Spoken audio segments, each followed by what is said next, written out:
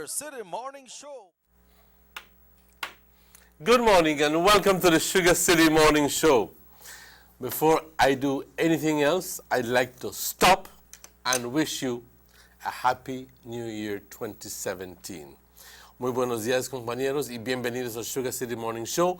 Ante todo, quisiera desearles todo lo mejor para este año. Un feliz año nuevo, sinceramente, de mi corazón. Para todos ustedes, nuestra audiencia, todo lo mejor. Todo lo mejor incluye, compañeros, sinceramente, que tengan todo lo mejor en salud, que tengan todo lo mejor en prosperidad, que tengan todo lo mejor en amor, felicidad, pero sobre todo, les deseo mucha paz en sus corazones. Paz. Paz con ustedes mismos, con sus familiares, con su Dios, porque eso es lo más importante. Eso es lo más importante, tener paz contigo mismo, paz con tus familiares y paz con tu Dios. Eso es mi sincero deseo para todos ustedes. Compañeros, hoy es el 3 de enero, hoy es el primer show para el año 2017. Ojalá a este punto ya hayas hecho tus resoluciones, a ver qué vas a cambiar en tu vida, si es que necesitas cambiar algo en tu vida.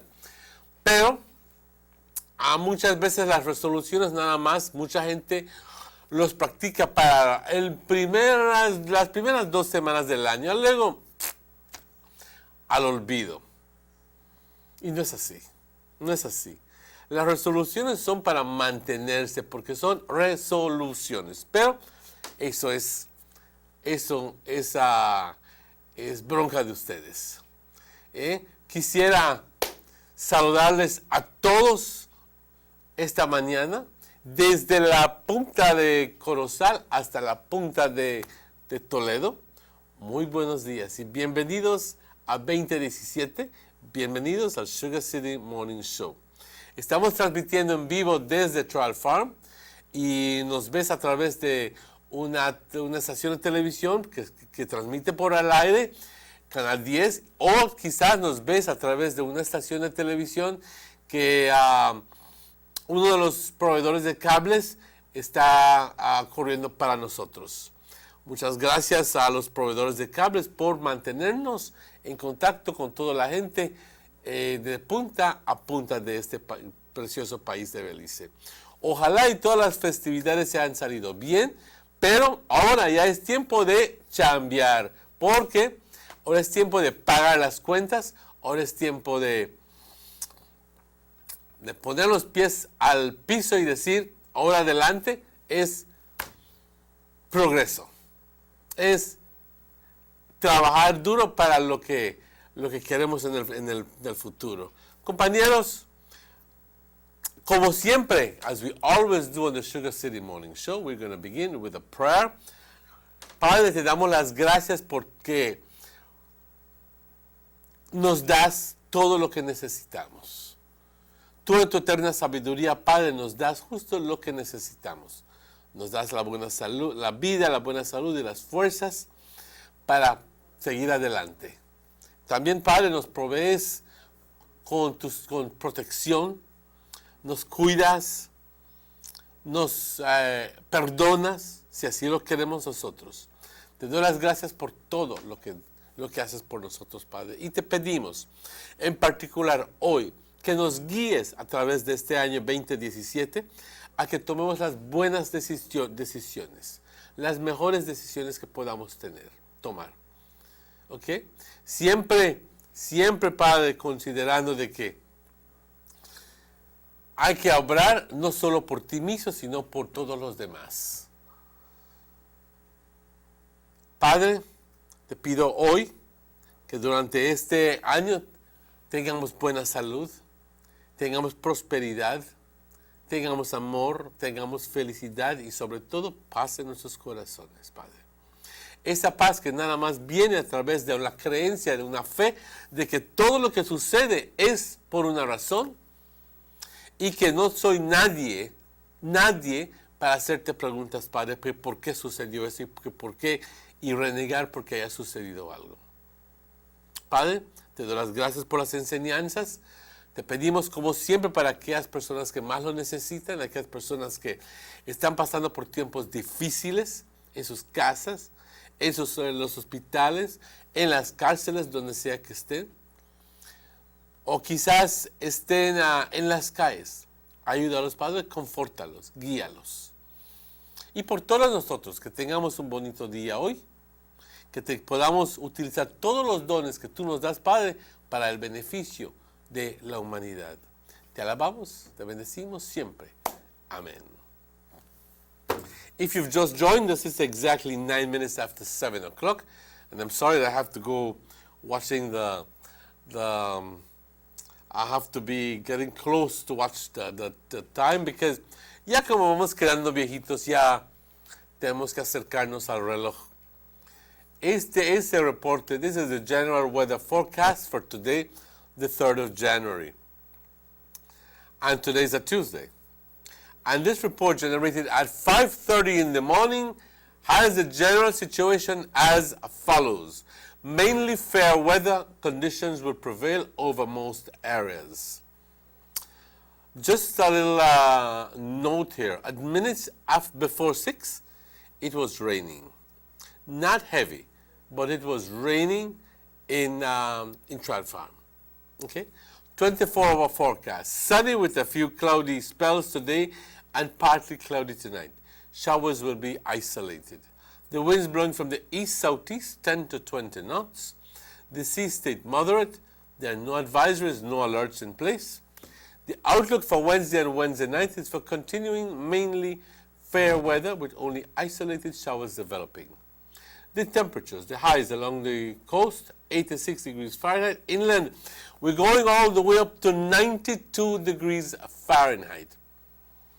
I thought this was winter. I thought this was January. But 92 degrees in January. Love it. Up in the hills, 77 degrees Fahrenheit. The lows for tonight along the coast, 78, inland 72, and up in the hills, 66 degrees Fahrenheit. There will be a low tide within 25 minutes at 7:36 this morning, followed by a high tide at 1:51 p.m. this afternoon, and followed by another low tide at 7:25 p.m.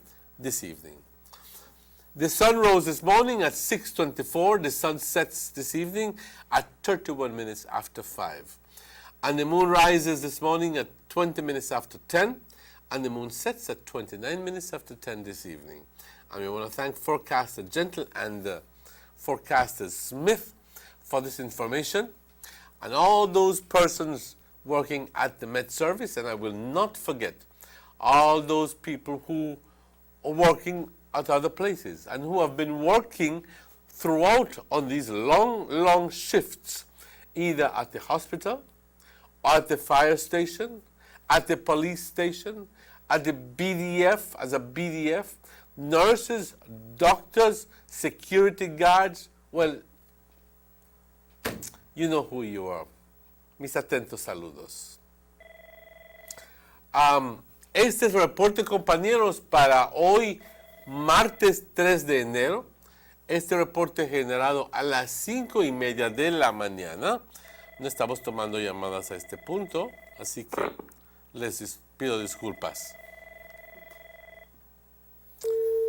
Vamos a apagar esto.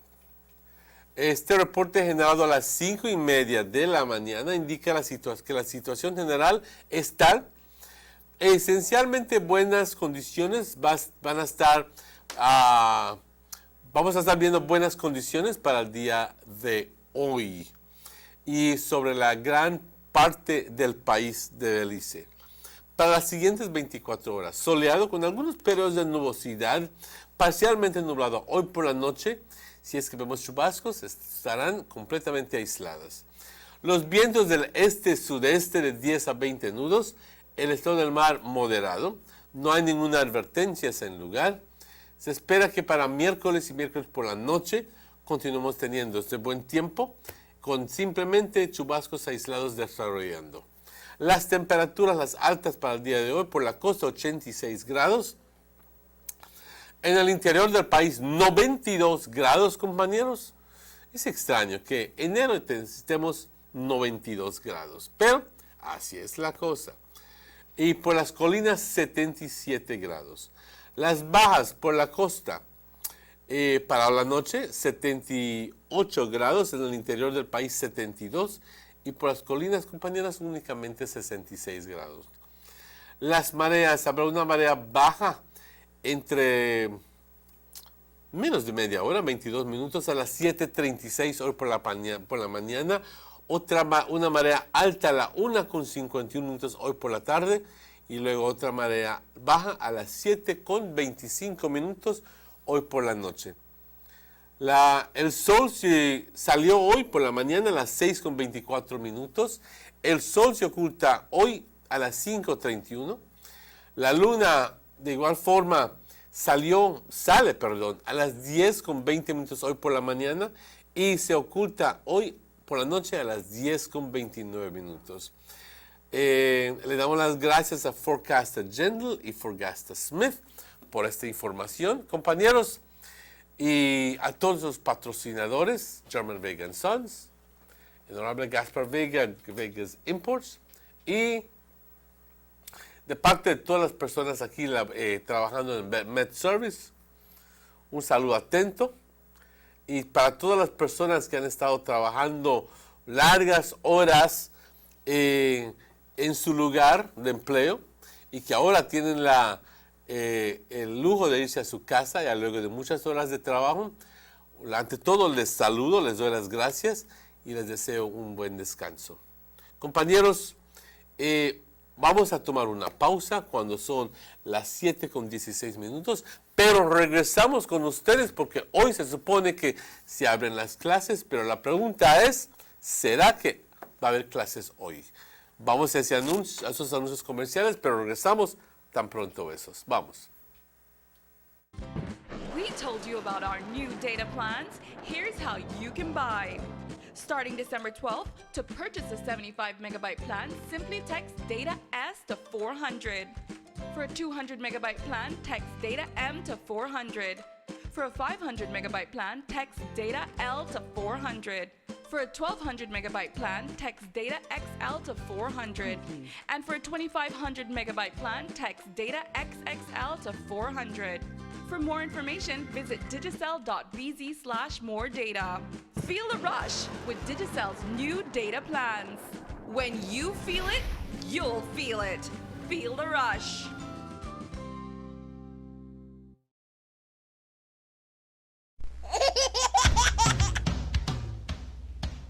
You know your baby is happy when wearing Bebin Pampers. Bebin Pampers in all sizes. Bebin Pampers make your baby happy. Available at German Vega and Sons.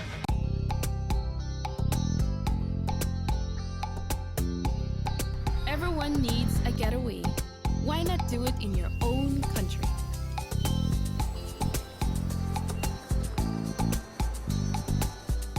Sun, fun, and relaxation are just a short distance away.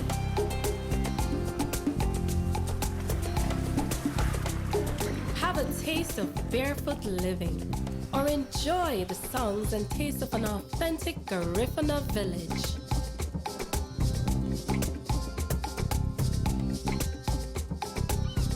Allow yourself to be swept away by Southern hospitality and living.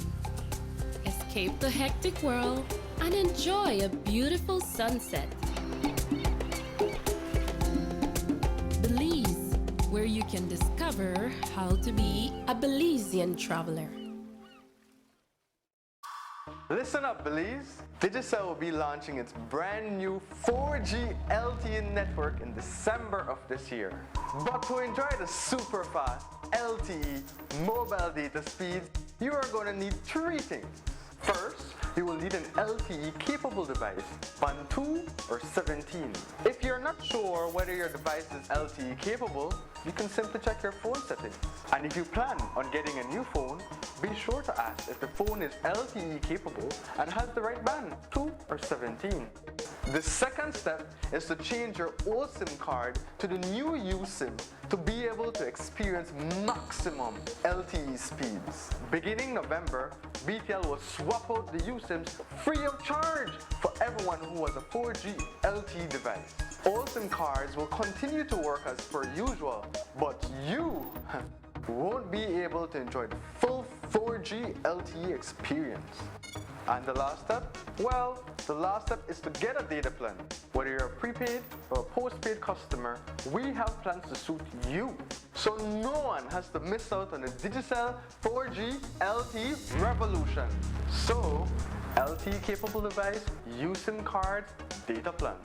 Let's get ready for the December launch.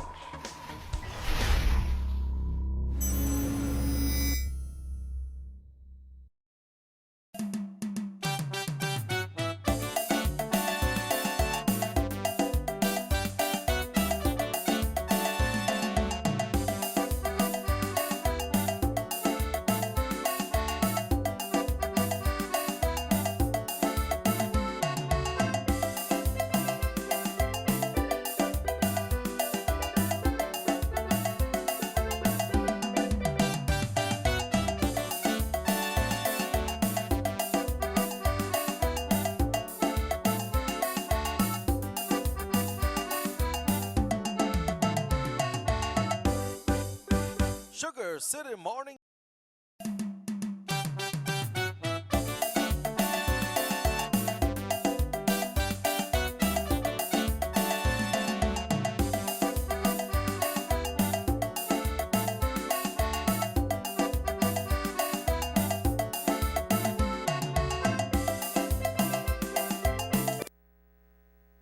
Welcome back to the Sugar City Morning Show. Bienvenidos de vuelta, compañeros.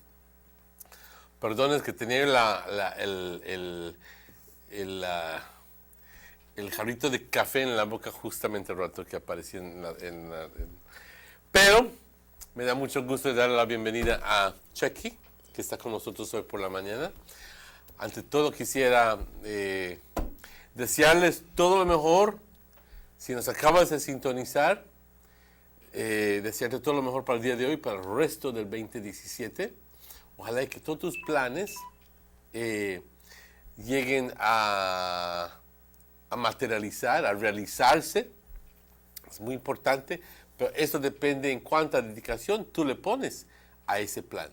Chucky, muy buenos días. ¿Cómo estás? Thank you very much, Emmanuel. A most pleasant morning going on to everyone out there in TV land viewing us from Orange Walk.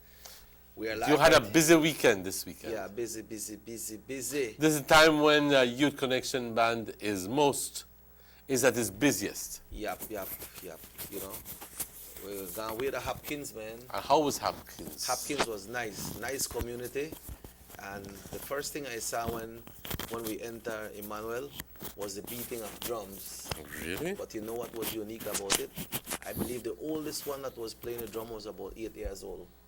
4 small little kids. They got the primero, the segundo, they got the shaka, and the maracas. Then they play and it song so nice, man. And the right front of the house they play, and the tourists then pass and they drop them these small change in there. You know, very, very nice, man. The village is well cultural. It's well developed as well. Are there any? I know that this is the south of Belize where you have a lot of development going on.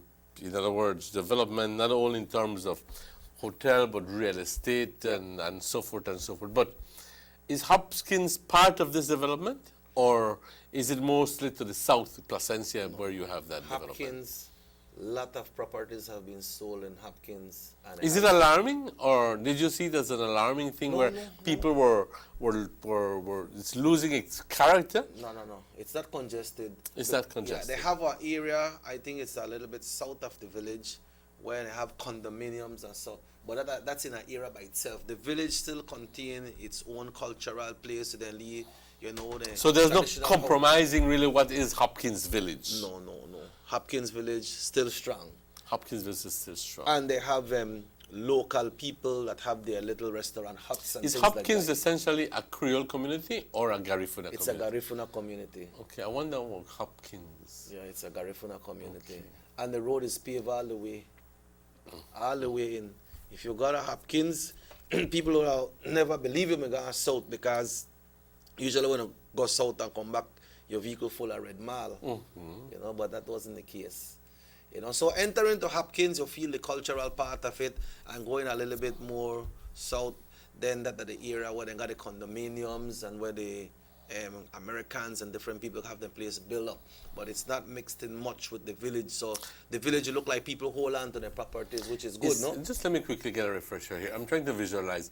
Is Hopkins slightly south of Dangriga or north of Dangriga? Before you reach Danbriga, you make a right turn.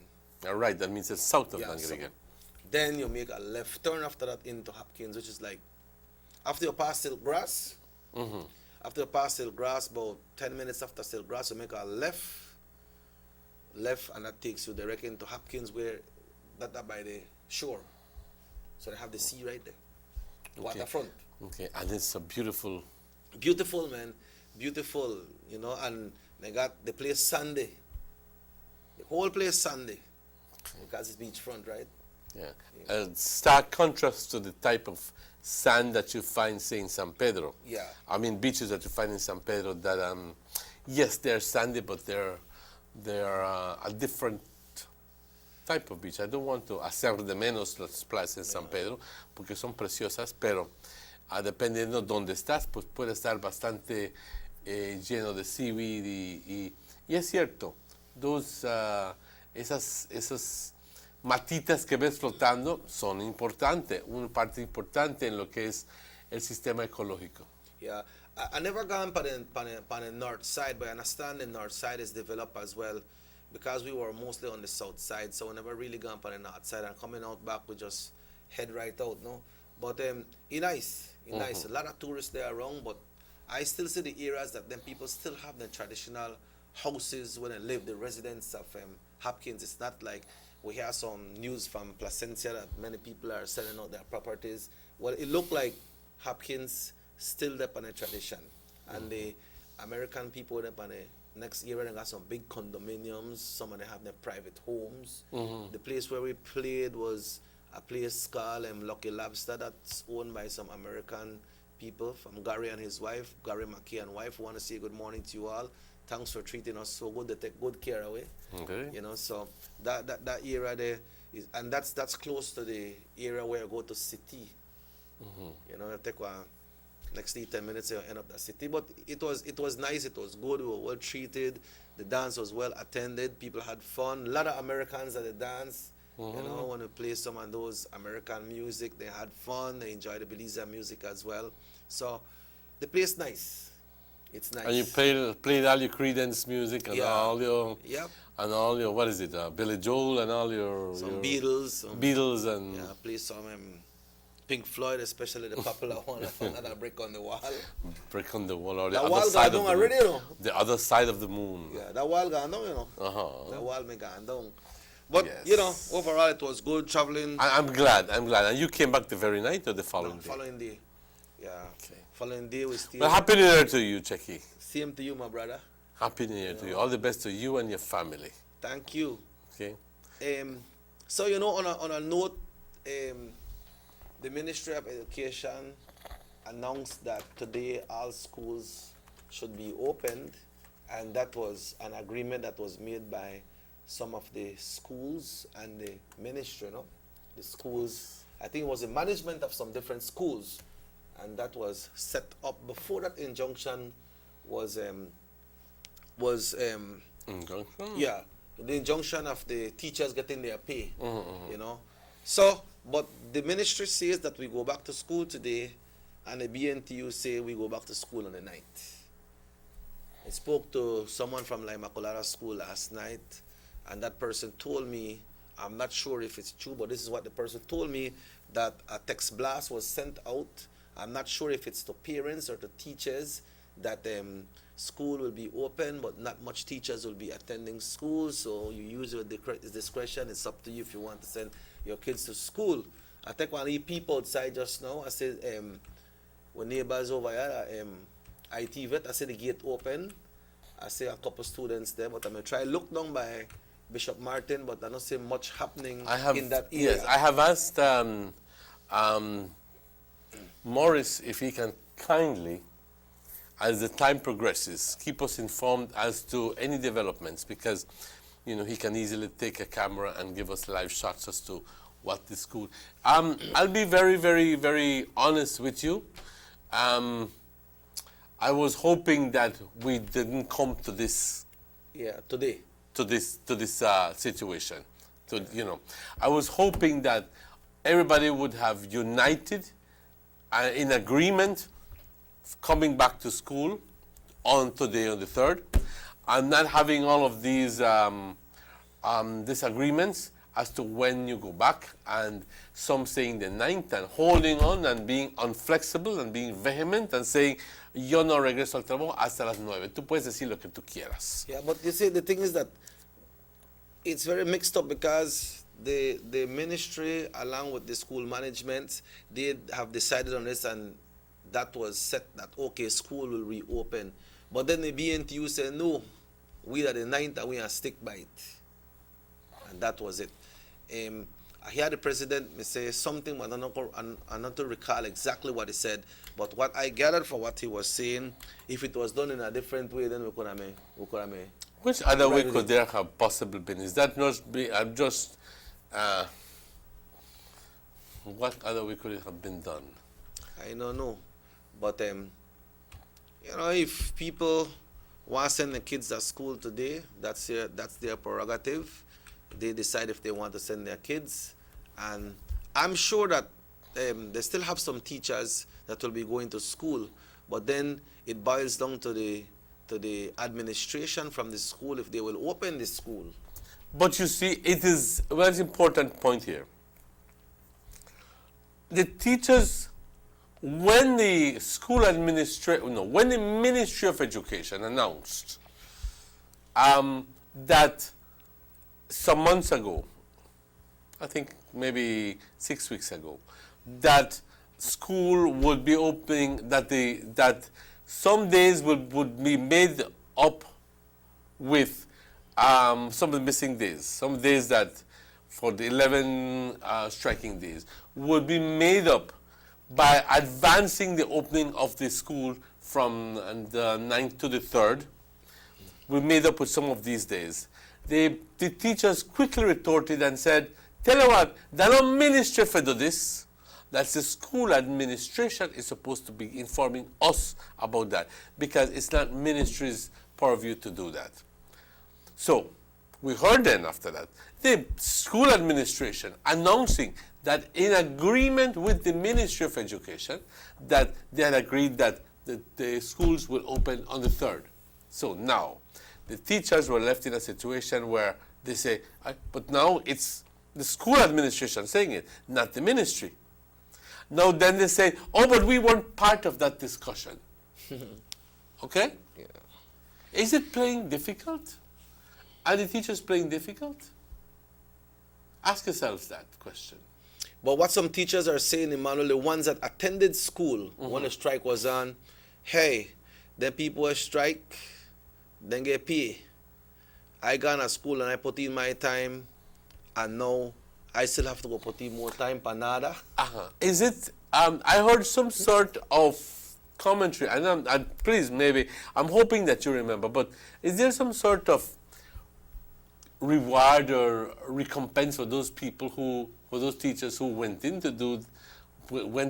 That was mentioned. That was mentioned. Yeah, that was mentioned, but it looked like it hasn't become to a reality as yet. But what happened is, all them teachers... Not a reward, really, but some sort of remuneration for the teachers. Then teachers there, whenever got up a strike, for them pay came in on time, so them get a full pay.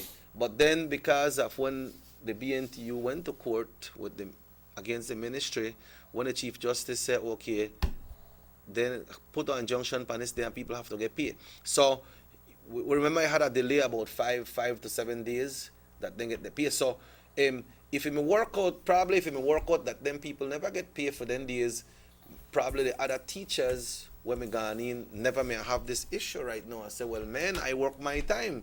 Now I have to work 4 more days.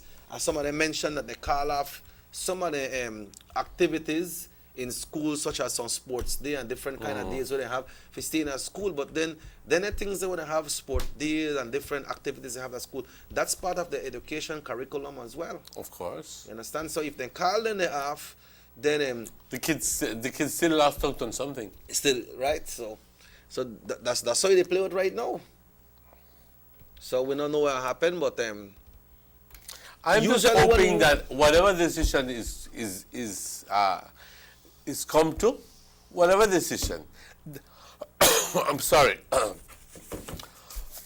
that at the end of the day, that decision holds the interests, holds high the interests of all the students, and that rather than cutting them of school days, that decision gives them the maximum benefit of all school days. In other words, put aside our personal grievances and our egotistical attitude towards the whole thing and the political. and politics, and worry about the welfare of the students. That's your profession.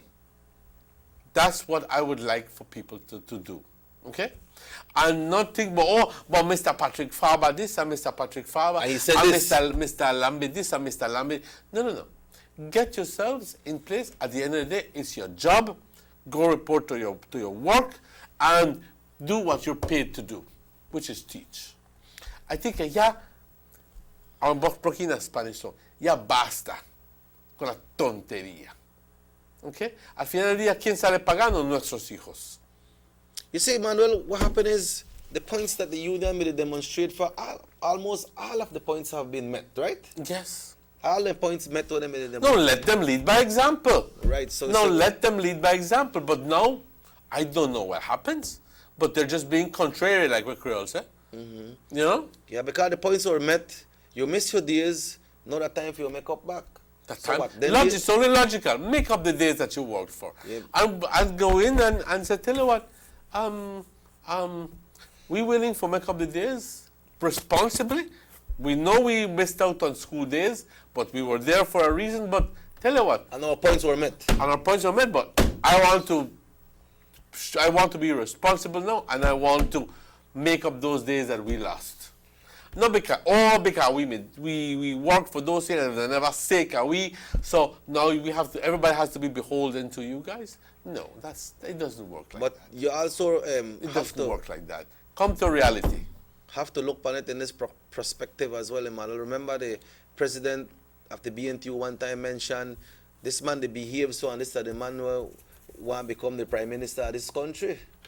You know, when I don't believe any kind of tax me supposed to come out. So now what if, when I go back to court now, the Chief Justice say, well, legitimate reason is if you strike and you don't go to work, then you don't get paid. I'm to be honest with you, I think that is exactly what's going to happen. So what And it's going to be like a slap in the face to most of the teachers. It's going to be that. Okay? So then if you don't work, you can't get paid. So then if that happen, who will they retaliate against if the Chief Justice strike that down? Or maybe they will appeal and appeal and appeal and appeal. Yeah, and then the time the kids' education they on hold. Exactly. You know, but make we hope things will work out, man.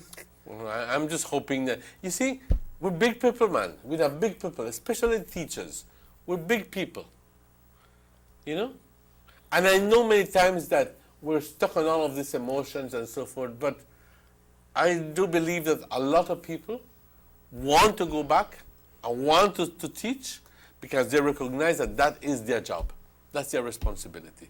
Go back and teach. And they're aware of the fact that principle and decency is telling them, I don't miss out 11 days, make some effort for put back some of the days that I missed by going back to work earlier. The 9th, okay, let's go to the 3rd. And we make up for some of the days that was lost. It's only common sense. But above all, it's only decency. And the important thing that the points were met, Emmanuel. Yes. Uh-huh. The anti-corruption. Well, right, exactly. So it seems a little bit more reason to go back to work. Right, because all of the points were met. And collect too. And you collect it. And hell, man, We make up back. it's no longer a case where the teacher's position is being diminished. No. It's just your job. You need to go back to work. Is it that you're telling me that the teachers are beyond any sort of like censorship, censure? Is it because you think the teachers are beyond any sort of like reprimand? Is it because the teachers are beyond any sort of rebuke? No. I think that like as employees, we are all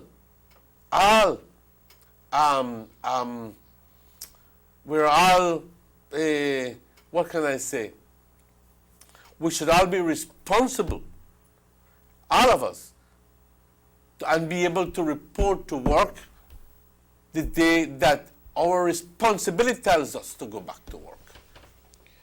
I wonder what will be the position. I'm not towing any political line here. This is a media talk. Emmanuel, I wonder what will be the position of the Progressive Teachers Union members, because that the BNTU said that they advised their parents, their teachers, that they will be going back to school on the 9th. But we don't hear nothing coming out from the Progressive Teachers Union if they will be attending school today or they will wait until the 9th. Well, I don't know. It seems to me that their position is we don't hear anything about them. I'll be honest with you. We don't hear absolutely nothing. And I believe that at this point, I'll be honest with you, a lot of the parents are still having a lot of confidence on the teachers, and they're saying, no mind the school, the principal said the schools are open, but if the teacher no one did they, who and teach me picnic? Yeah. That's the whole gist of the thing. So, a lot of the parents are not sending their kids to school. Mm-hmm. But then some parents are saying, well aware of the fact that we have been shorted, the kids have been shorted on the days, school days, and that they need to make up for all of those missing days. They're well aware of that. So they're sending their kids to school as a message to the teachers that, hey, go back to school. This is where you belong. Because my picnic needs to be taught. I wonder if it was affected on their report card, because we went into the third term, you know. But that, make us say what happened between now and the rest of the morning if we get some update. Emmanuel, on September 10th of this year, you know, we celebrate our last year. You know, because we're in 17 now.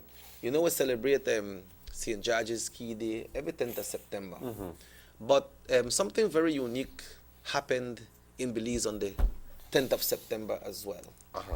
And it pertains to Belize. And what was that? Nationally, and it's going international as well.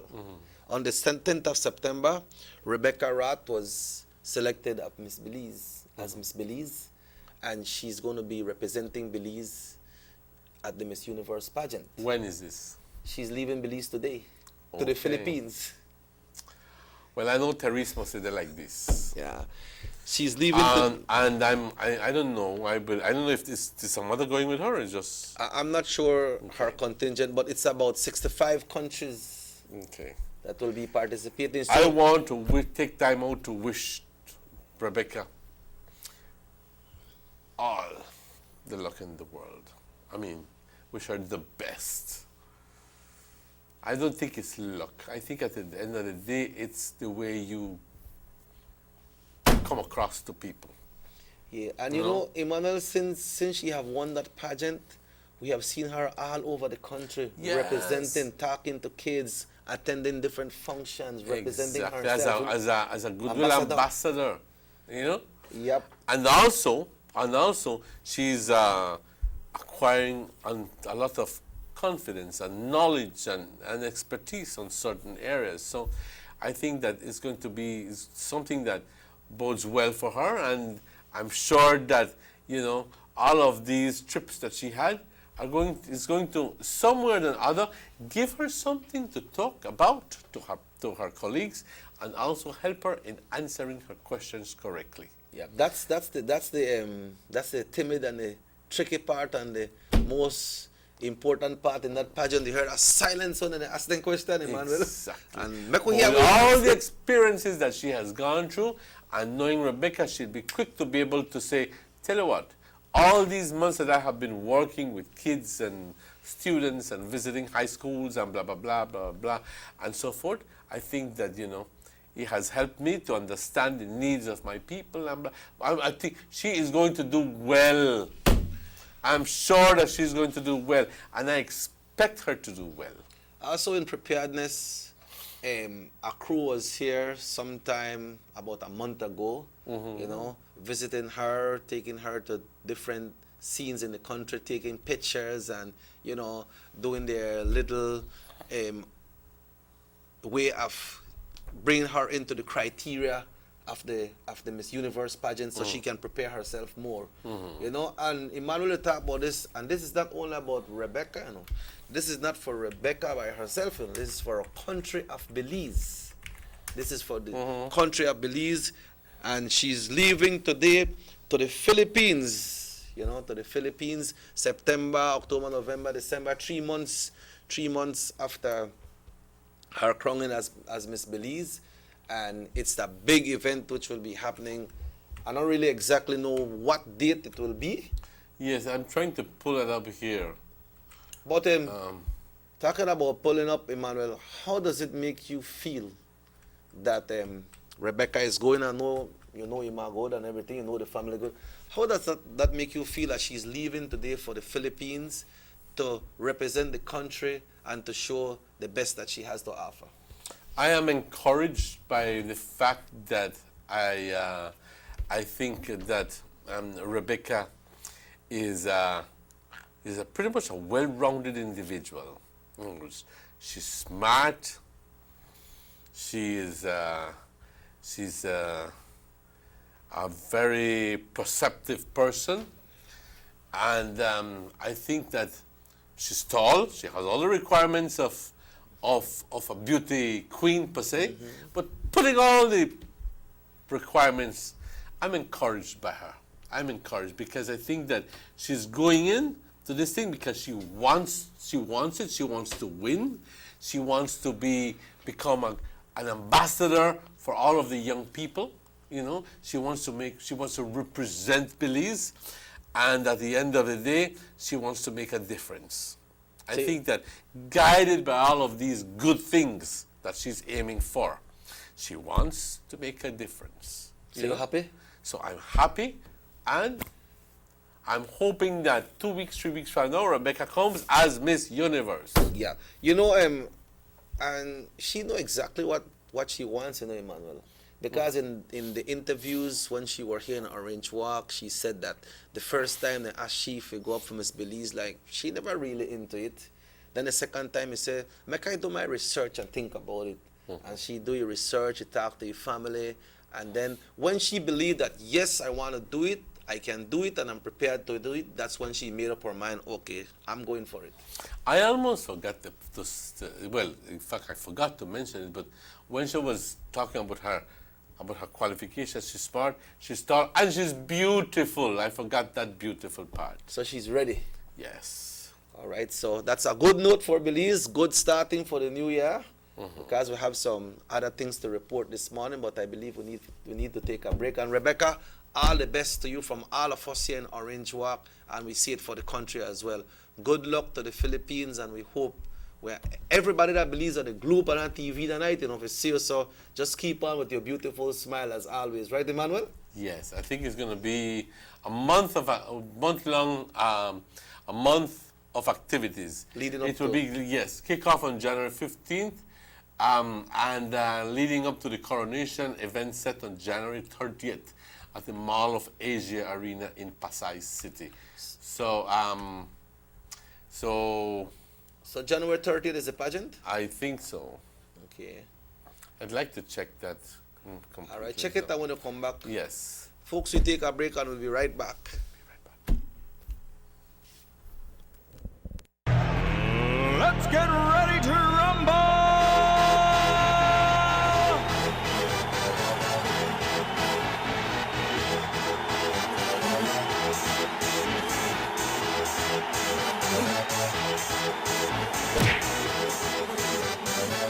Y'all ready for this?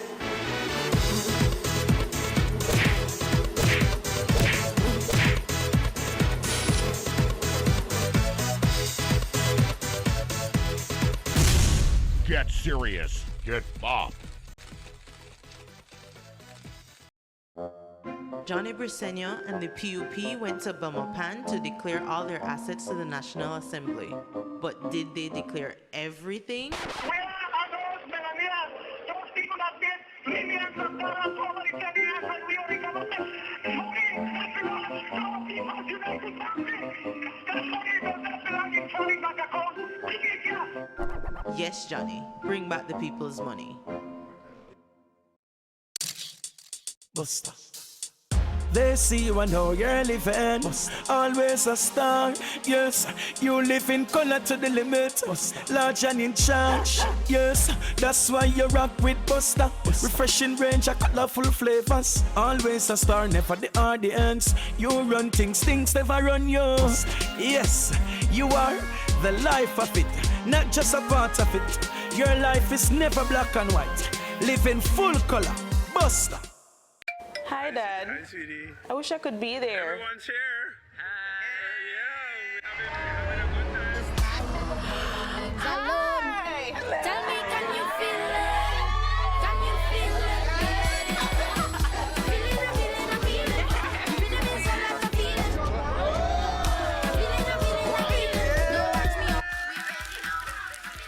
Digicel 4G LTE. When you feel it, you'll feel it. Feel the rush this December. Government investment in sporting and recreational facilities countrywide continues under the Belize Infrastructure Limited. In the Cayo District, the Victor Galvez Recreational Park, the Falcon Field Basketball Court, and the Santa Elena Football Field are all completed and being enjoyed by the community. The Penquevejo Marshalek Football Stadium is under construction and residents are eagerly anticipating its completion. In Dangriga, the upgrading of the Carl Ramos football field is complete and ready for matches, while the construction of the Dangriga indoor court and multipurpose facility is well underway.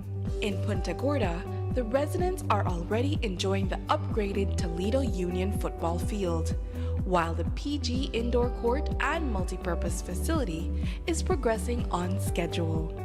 The government is committed to building vibrant communities. Your vision, our mission, the government of Belize.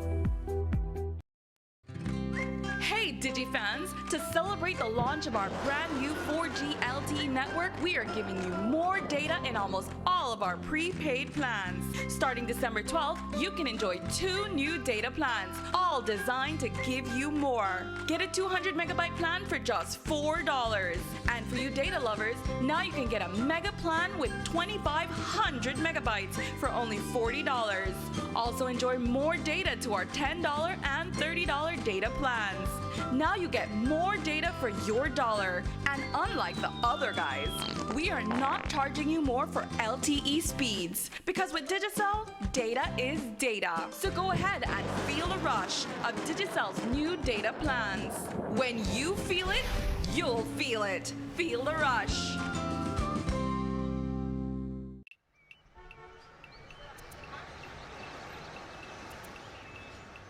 Everyone needs a getaway. Why not make it in your own backyard? Learn the history of your old capital.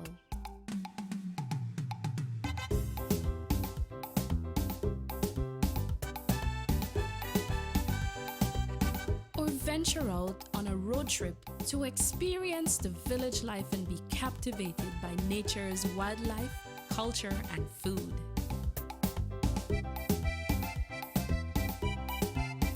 Belize, where you can discover how to be a Belizean traveler.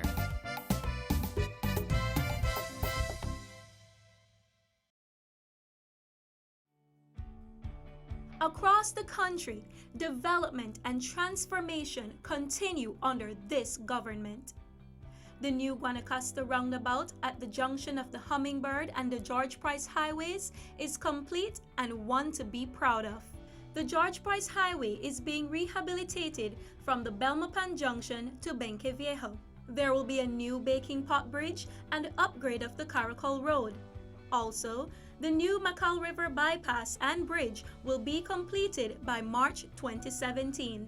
In the Belize district, the work has already started from the Hallover Bridge to the Philip Golson Airport, and funding has now been secured for the new link road to span the Belize River starting from behind Gentrack and coming out at Mile 8 on the George Price Highway. A $40 million UK grant has been secured for the paving and aligning of the coastal road and construction of new bridges. Under this same grant, the Philip Golson Highway will be improved between Orange Walk and Corozal. This government continues to work for the development of Belize. Your vision, our mission.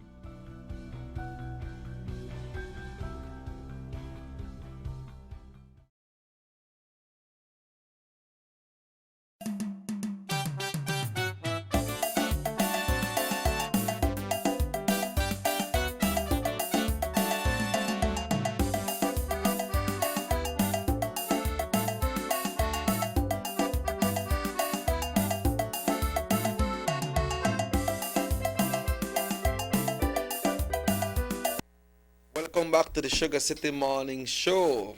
The time now is exactly 5 minutes away from 8 o'clock, and Emmanuel, you confirmed that date for the pageant already, right? Yes, it's January 30th. So tenemos todavía casi 27 días antes de lo que es la fecha para la selección de Miss Universe. Así que por adelantado, ve a tu calendario y anótalo. Miss Universe. Y va a ser el 30 de enero, perdón, va a ser un lunes. Monday night. Va a ser un lunes y todas las indicaciones son de que, pues estoy hablando aquí con mucha esperanza, ¿no? De plano. Entonces, I'm very, very hopeful that Belize is going to feature quite well in the Miss Universe pageant. And here's wishing all the best to Rebecca. Sound like your heart full of joy right now. Well, it is. It is. Believe me. I am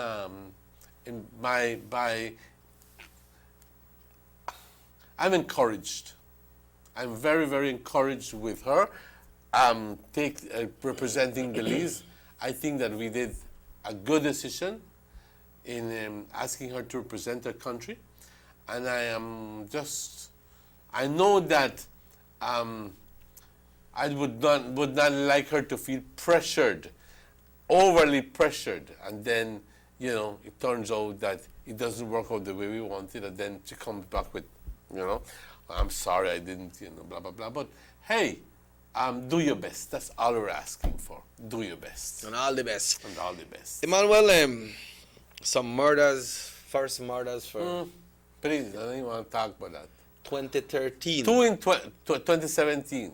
Yeah, in 2017. I read two, no? ¿Dónde era two?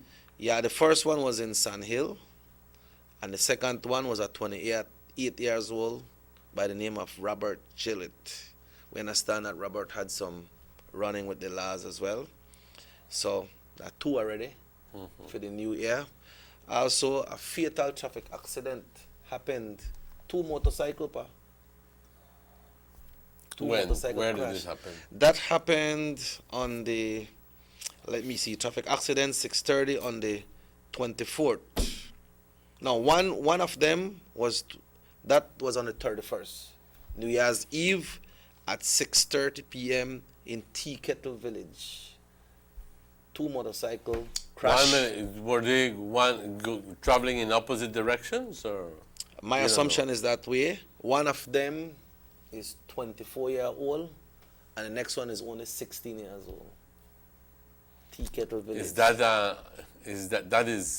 that person who, that 16-year-old, is obviously, Not does the he whole own guy. a driver's license? Well, usually it's 18, but I'm not sure when it comes to motorcycle. If you are 16 A year driver old, is a driver is a driver is a driver. Hello.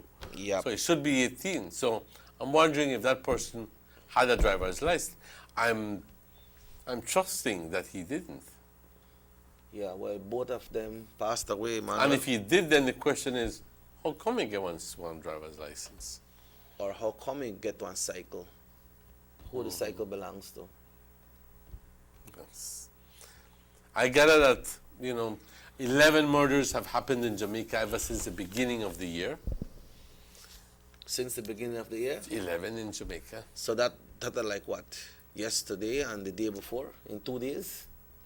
Because today is the 3rd. Yes, sir. Yep, and It's alarming, I'll be honest with you. What I would like to see for Belize for this 2017, what I would like to see is a reduction in crime. I mean, let's be honest with you. I do understand that our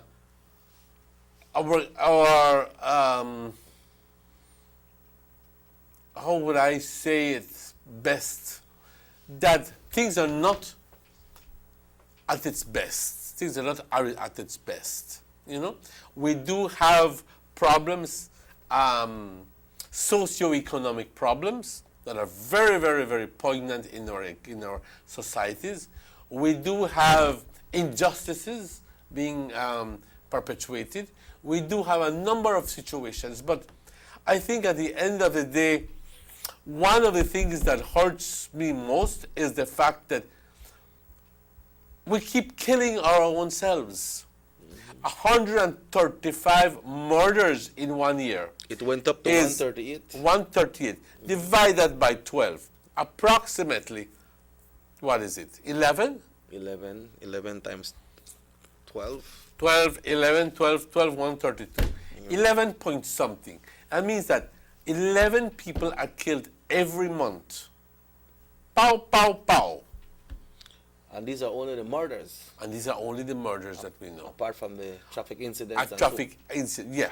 But I'm talking about wanton killing. In other words, when you one kill this person, you go out and you bow, bow, bow.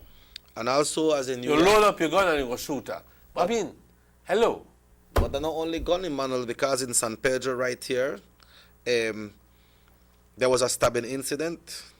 Just because one man bumped on the next one, and he never liked what going on, they had an altercation, and they stabbed one other person. They had to rush out of KHMH. What do you think is the problem there? Boy, Talk to me. They're like I always say, I don't know if they're in a club or when they're there, but because somebody bumped on you, I don't know if they had one beef before, or you never liked that person. I always say, does one beef, was a person life worth one beef? If you have one beef with somebody, you just pass, and because me and Emmanuel had to at least shuffle this morning, we reel up, and then I go in and I have to come back with a gun and shoot Emmanuel. I don't think it worth that, but this one I say, they may bump into each other's, and something going on, and they stab one another, and they had to rush out to KHMH. So it's not only the shooting, but if somebody dead by a stabbing incident, it's a murder as well, right? Do you think that there is any kind of remorse in that person who did the stabbing? No, man. No. You did it.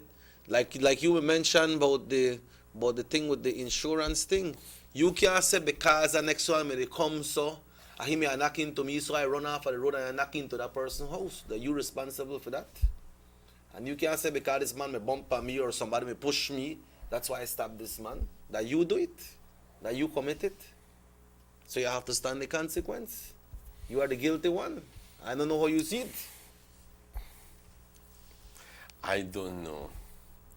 I think that at the end of the day, we're lacking what is called pure decency. Humanity. Pure decency. That if I bump into you, I will quickly say, sorry, Papa, I never mean for bump into you. And I expect that person to understand me. Yeah. You understand, Checky? Yes. But most of the time, that person not even begin to acknowledge my comments and say, and then he becomes violent. Even though I only brush pana. But why is it that he reacts that way? Why is it that he reacts that way, that you know, becoming violent? I usually when Is it because he does not have the capacity to understand my comment and put it in perspective? Or is it because he has some sort of inner macho anger within him, where he's just waiting for something to happen where he can, is that a possibility? It could probably be that, but then, like if somebody bump into you, you not got no beef with nobody, but it could also be that maybe two are there, maybe one like one girl and the next one, you know the story, the next one, and I want to just pass and bump you. I not say that. But I gather that it doesn't even have to be, they don't even have to have a beef in place. That is very simply that you bump into the person and then next thing you know, altercation begins right there, and then it could have finished right there, but it is perpetuated and it goes on. And what fuels that is egoism, pride. Because sometimes that one machismo. Sometimes you got something against the person that pass, you just bump side of him like if you provoke her, or if you do it for spite and say, yeah, not me. Yeah, but what about plain old accident? You bump into somebody and say, sorry, Papa, I never mean for doing it. Yeah. What about that?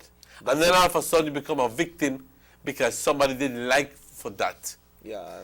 And that, I gather that a number of cases are basically that. Yeah, so that's the big incident happened in San Pedro, Emmanuel. And then we had the cycle accident on the 31st, the motorcycle accident. 2 persons lost their life in Tea Kettle.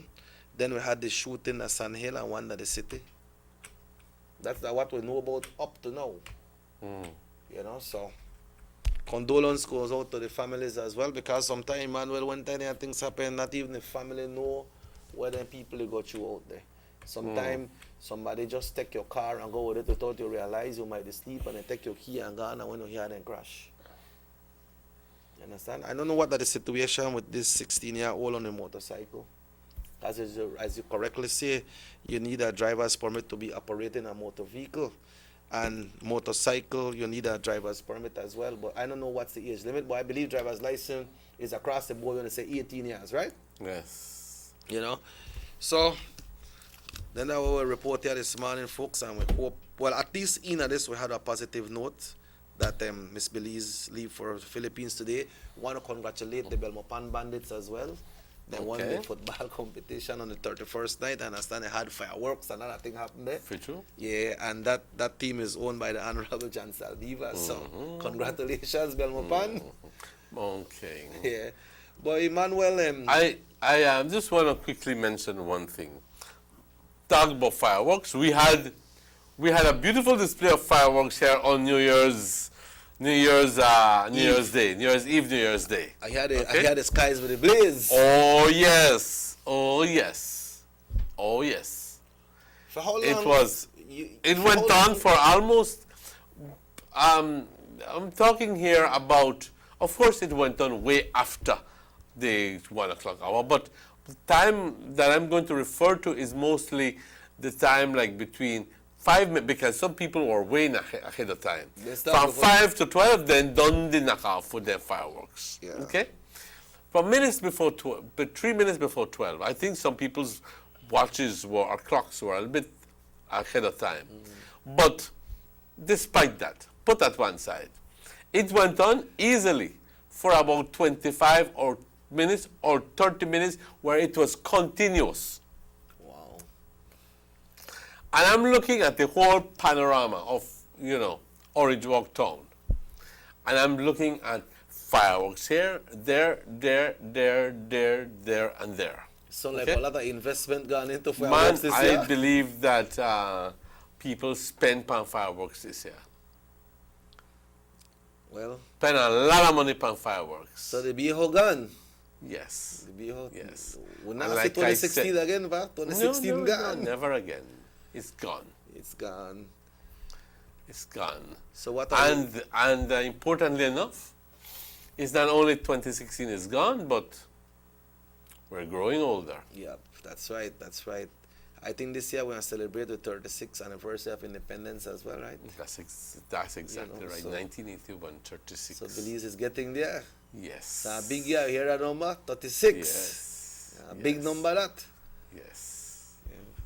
You know, a lot Yes. of people, Emmanuel, a lot of people, when I buy lottery all the time, was a little confused on New Year's Day.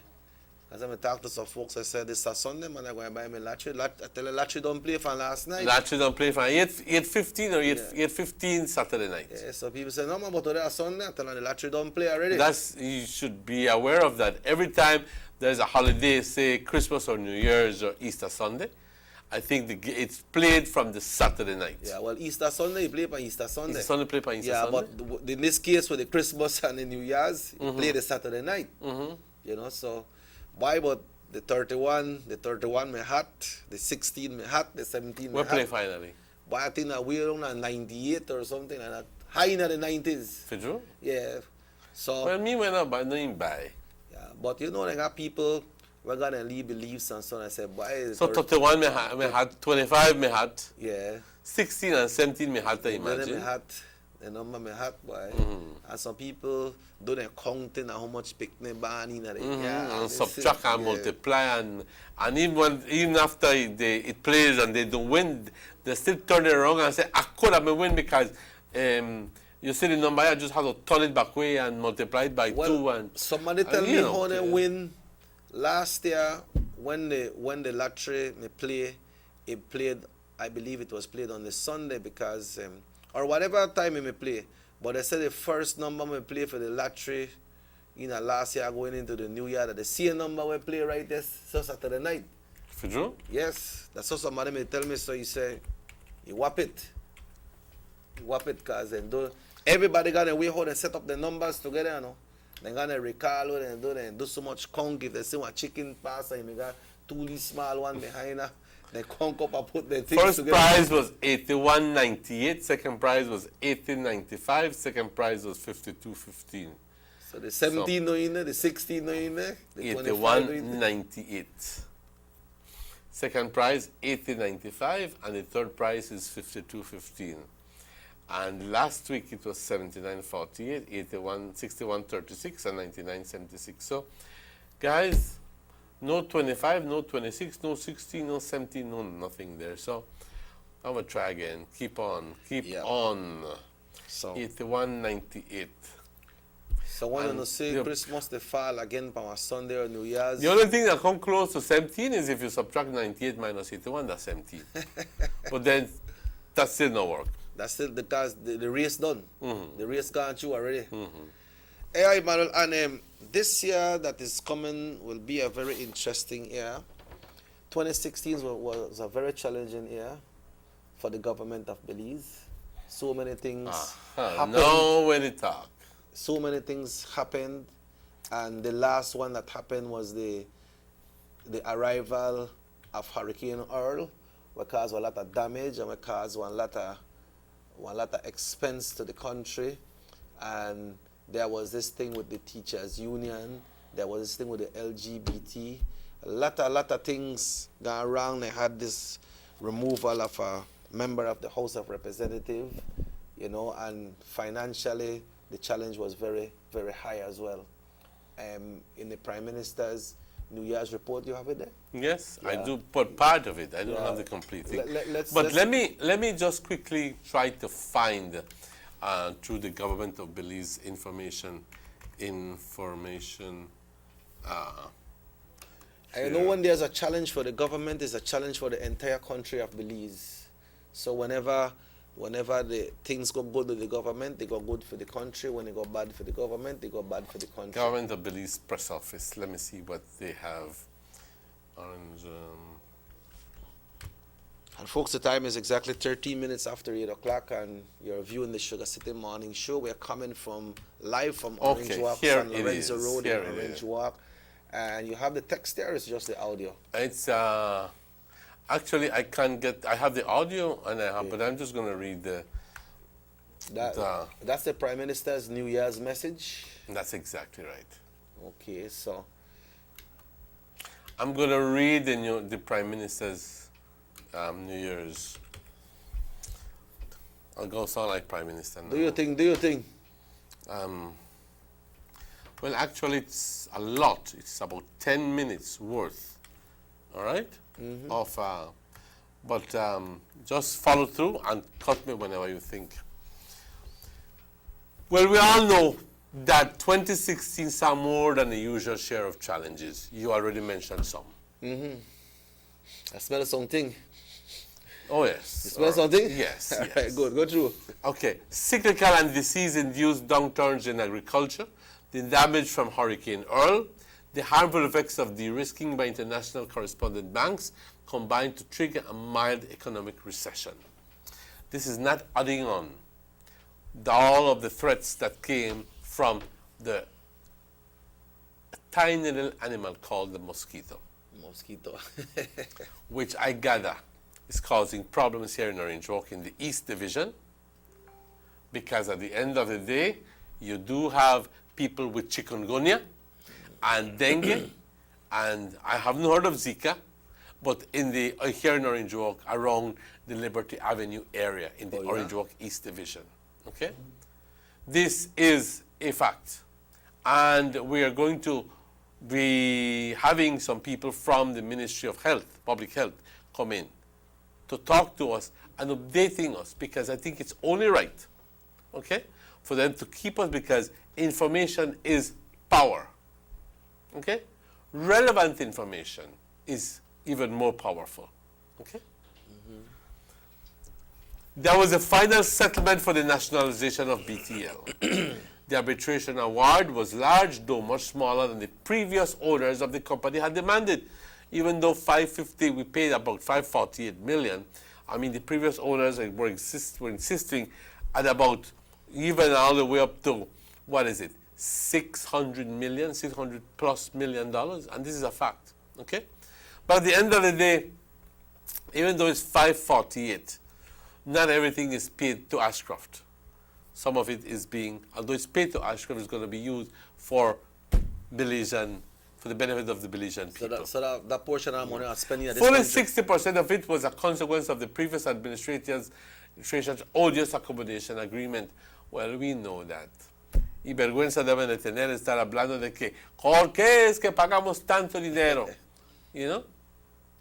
Come on. Don't make a fool of yourself and try to make a fool of us by claiming that, making that kind of claims, when at the end of the day, it's your very own government that calls for this to happen. The overall size of the payout resulted in stretching the limits of the public debt, yes, okay? To make up, there has been BTS breakout performance service-wise and revenue-wise since nationalization, and there is also a superior future growth trajectory. Together, these factors wholly vindicate a Belizean ownership that is now feeling the rush. In fact, these make the award a prize well worth paying for an asset that is now a source of great pride and profit. Socially, there was a prolonged BNTU strike, which kept our children out of their classroom for 11 days. It additionally had the consequence of draining away confidence from the relationship between government and a key social partner. Thus, 2016 in many ways tested our resolve. And, poignantly enough, it's testing our resolve all over again with this situation. 2016 also brought measurable advances. Government's national infrastructure renewal proceeded without pause and saw completion of a number of multi-million-dollar sporting and community projects in San Pedro, Dangriga, and Punta Gorda. Okay? There were also large continuing investments in Sugar Road, the PJA to Belize City portion of the Philip Goldson Highway, which yesterday I went to Belize City. And we were talking, my sister-in-law and I, about that section of the road, I'm going to break a little while here, and that section of road where, for some reason or another, you build on the side of this road, and I mean, you either need to have good piles or some sort of geologic study, but most of the houses in this area all become area. slanted and begin to come down on itself. In other words, the piles apparently don't. I don't know. No sé qué pasa ahí. Well, I understand that Cisco they work on a road, and we know Cisco does good work, right? Yeah, but is the work thorough enough to be able to do away with the problems that is causing these kind of things? Well, because as it is, it seems to be some sort of fissure, some sort of fault in that system, in that whole. Because I remember in the 1970s when I was going to school, come in and repair that road, and then so many months afterwards, it done broke up. Yeah, it collapsed. Call it Twilight Zone. No? True that, yeah. And they could come in and fix it, and again it breaks up. Apparently, there has to be something more than just plain asphalting. Yeah. And there needs to be some sort of geologic survey being done in that area on the Northern Highway, just so that at the end of the day, once you fix that area, it remains good But you see, for years to come. Emmanuel, maybe the years back, they never used to have their labs like what they have now. But they have labs that Belize where they test the soil, they test the area, and they make sure that, okay, whatever they put there and work there, not necessarily means where you put here, you could put over there too. You have to make sure you go through the right testing. And I have good reliance on Cisco. You know, so I understand that Cisco is doing that, so let's hope that it will work. Exactly. There was also the 17 million expansion to the Sir Barry Bowen Municipal Airport. There were notable private sector developments. These include the opening of the $100 million Harvest Key facility. There were private sector developments which included $22 million additions to the PGIA, the multi-million-dollar renovations to strip farms in southern Belize, the new Santander sugar processing factory, some 800 new hotel rooms, and direct airline service between Canada and Belize. I gather as well that there's going to be, during the course of this year, direct flights added on from Belize City to Fort Lauderdale, Florida, and Belize City to Denver, Colorado. And I understand that coming in 17, we'll be having a flight direct from Mexico City to Belize. Thank you, yes. So, Emmanuel, you see the things you said? We could see the development. We could see how many things have happened, and that's in 12 months. And the fiscal year started in April, right? So, you could see what happened between then and now. Despite so many things that went wrong, we could see the development. And it's only good because sometimes we're lost in all the noise, and we don't put things in perspective. Good things. Yes. So one that gave us greatest pleasure is a recent independent assessment by UNICEF of the quality of life in Belize.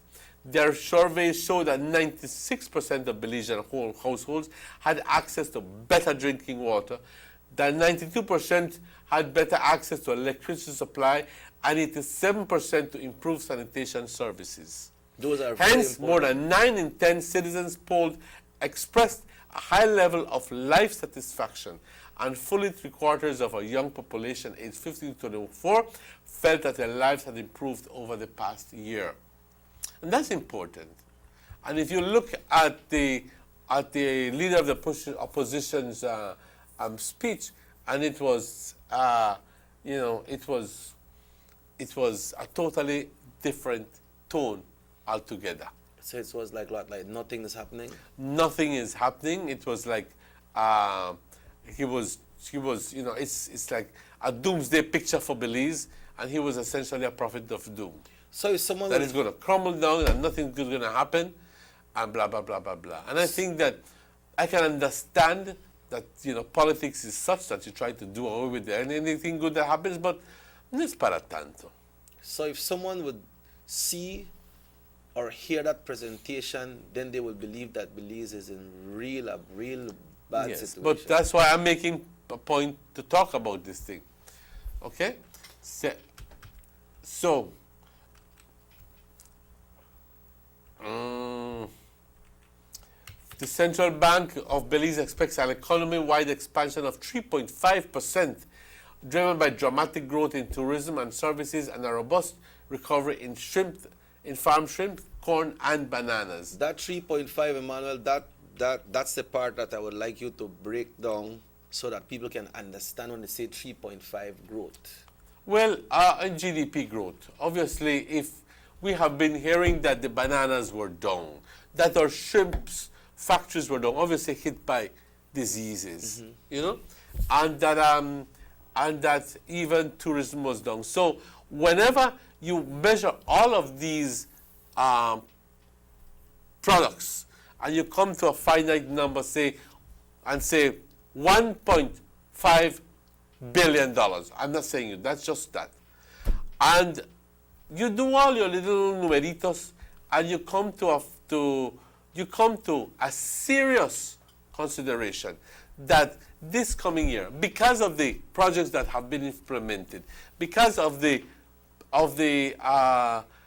so many different reasons, this year is supposed to be better than last year. So you go like today, you might have 1.1, right? What did I say a while ago? 1.5 billion? Then 1.6 billion. So you will measure the difference between 1.5 and 1.6, and that's going to represent your change, you know? So in this case, there is going to be a 3.5% increase in dramatic growth in tourism and services and a robust recovery in farm shrimp, corn, and bananas.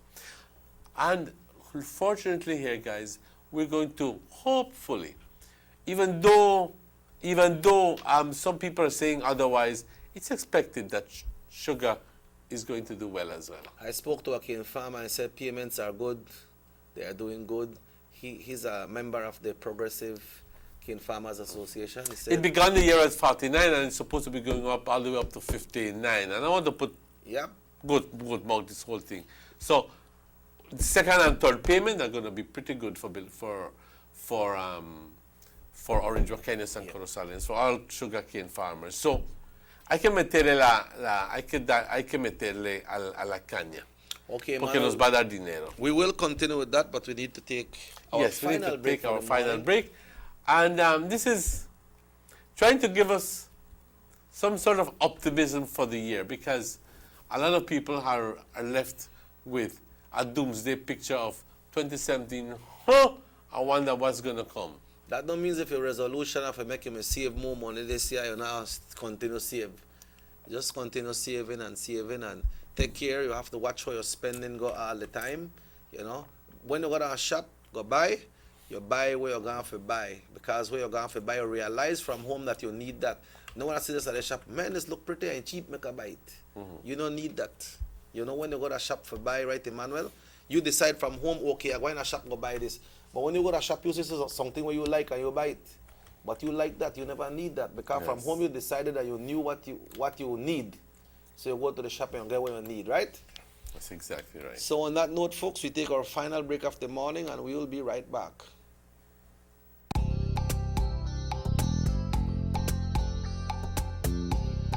Everyone needs a getaway. Why not do it in your own country?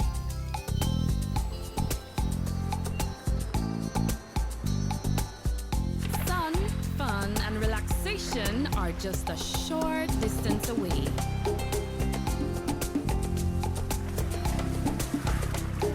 Have a taste of barefoot living, or enjoy the sounds and taste of an authentic Garifuna village.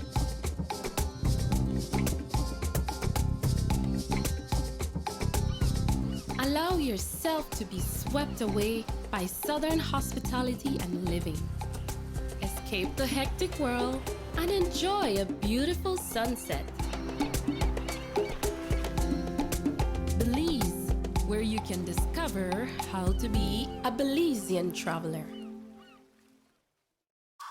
Listen up, Belize. Digicel will be launching its brand new 4G LTE network in December of this year. But to enjoy the super fast LTE mobile data speeds, you are going to need three things. First, you will need an LTE-capable device, Band 2 or 17. If you're not sure whether your device is LTE-capable, you can simply check your phone settings. And if you plan on getting a new phone, be sure to ask if the phone is LTE-capable and has the right band, 2 or 17. The second step is to change your old SIM card to the new USIM to be able to experience maximum LTE speeds. Beginning November, BTL will swap out the USIMs free of charge for everyone who has a 4G LTE device. All SIM cards will continue to work as per usual, but you won't be able to enjoy the full 4G LTE experience. And the last step? Well, the last step is to get a data plan. Whether you're a prepaid or a postpaid customer, we have plans to suit you. So no one has to miss out on the Digicel 4G LTE revolution. So, LTE capable device, USIM cards, data plan. Let's get ready for the December launch.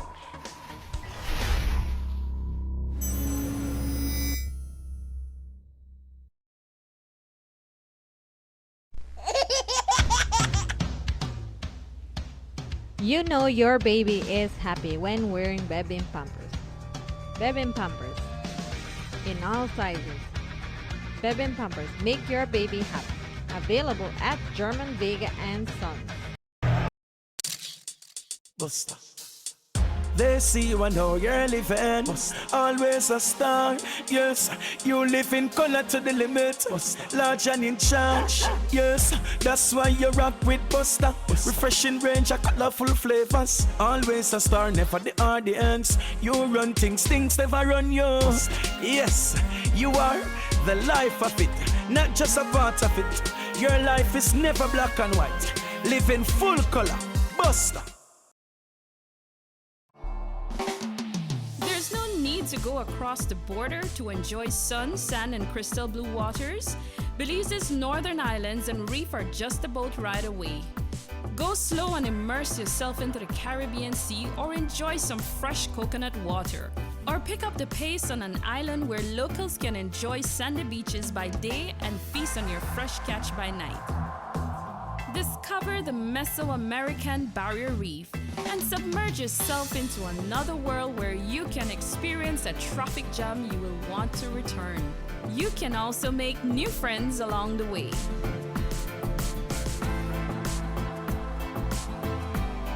Belize, where you can discover how to be a Belizean traveler. Government investment in sporting and recreational facilities countrywide continues under the Belize Infrastructure Limited. In the Cayo District, the Victor Galvez Recreational Park, the Falcon Field Basketball Court, and the Santa Elena Football Field are all completed and being enjoyed by the community. The Penquevejo Marshallek Football Stadium is under construction and residents are eagerly anticipating its completion. In Dangriga, the upgrading of the Carl Ramos football field is complete and ready for matches, while the construction of the Dangriga indoor court and multipurpose facility is well underway. In Punta Gorda, the residents are already enjoying the upgraded Toledo Union football field, while the PG indoor court and multipurpose facility is progressing on schedule. The government is committed to building vibrant communities. Your vision, our mission, the government of Belize.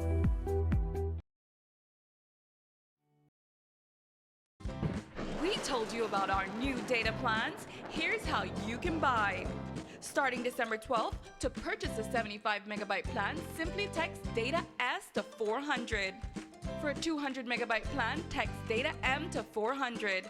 For a 500 megabyte plan, text data L to 400.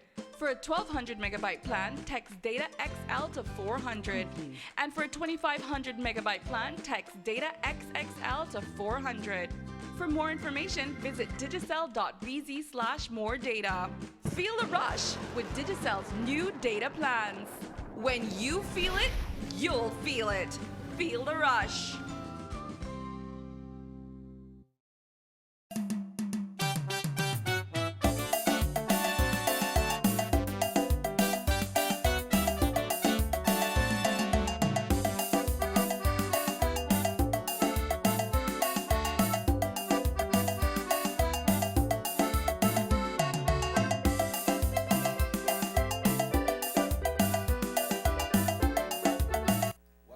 to the Sugar City Morning Show. And we have good news, right? Yeah.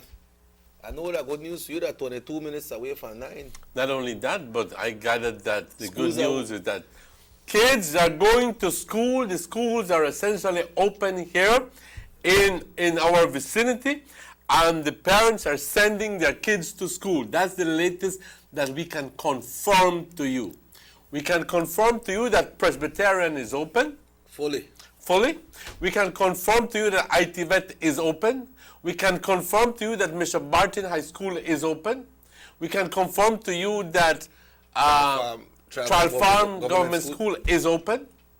And we can confirm to you that a number of other schools are open, and that across the country, and that parents are sending their kids to school. So teachers, it's your duty and your responsibility it's to your be there. duty and responsibility to be there. Thank you, And Chucky. teach the kids and take care of the kids. You know, it's your responsibility because once the parents then is sending kids to school. That's a direct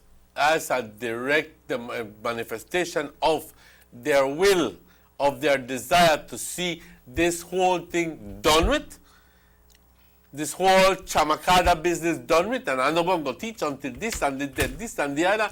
Put that one side, man. We're now big people now. I got back to school and teach. Cut out the egos. Cut out the ego. The will not revolve around any one of us. Yeah, you know? well, you know, you said thanks to Morris. You ask Morris this man if he can check that thing, and the man come back and give the full. And I want to thank Morris for that information. So, Morris, thank you very much. Second, that's a second thing for us to be glad and happy about this morning. Yes. Apart from his universe and school is open. I'm very pleased to inform, no hay mucho gusto informarles, compañeros, de que las escuelas en esta área, a que podemos confirmarles de que en esta área donde estamos, están abiertas y que los estudiantes están acudiendo a las escuelas. I wonder what's the situation in the villages. Estoy confirmando de que aquí ITVET está abierto, Bishop Martin está abierto, Presbyterian School está abierto, okay? Trial Farm Government School está abierto. Esas son las escuelas en esta área aquí, que le podemos confirmar. Y sobre todo les queremos confirmar, decirles de que los parientes están mandando a sus hijos a las escuelas. Y esto es un mensaje a los maestros. Este mensaje es fuerte, que viene de los parientes mismos, que si ellos mandaron a sus hijos a las escuelas, es porque ellos creen que también los maestros deben de estar ahí a empezar a enseñar y a cumplir con su responsabilidad de que es enseñar y motivar a esos niños y no enseñarles lo contrario. And you know, if there were parents that was scared to send their kids to school because of that blog that went out and say that most teachers will not be going to school, now I believe that teachers need to make their decision and say, you know what, the parents, they cut their holiday short too, because when they pick, they go to school, they don't have to cook on time, they could take their own time in to cook, they don't have to do certain amount of things. So if the parents could sacrifice to send their picnic at school, and the parents know they get paid for send their picnic at school, and they're paying for their education, I believe it's time now for the teachers to say, you know what, let's ride with the parents, let's ride with the kids. We have done our demonstration, the points have been met, and let's go back to school. Exactly so. And Emmanuel, this, when it comes to the political arena, this year is going to be a very interesting year because it's a pre-election year when it comes to the municipal elections. Municipal elections will be held in March 2018, as far as I know. March 2018. And I believe it's the first Wednesday in March that they usually have municipal elections. Now, when it comes to the north, we are falling short right here in the north because the only active elected member we have here in the north right now is the Honorable Elodio Aragon, because Honorable Vega, well, he said he will always do what he needs to do for his party to keep his party going. We have two elected UDP councillors in the municipal, but we're not hearing much from them. So this year the party will need to get together. I spoke to the Deputy Prime Minister sometime last year, 2016, and he said they were planning to have a tour countrywide. I'm not sure what the tour is going to be about, if it's to gather people to get ready for the municipal election. We know it was mentioned that we'll be having redistricting, and redistricting will call for some re-registration in some areas.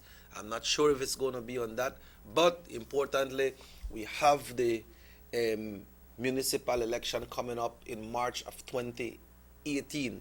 How prepared are us in the north? That's the big question, and the PUP seems quite hell-bent on having the re-registration and redistricting happen as soon as possible.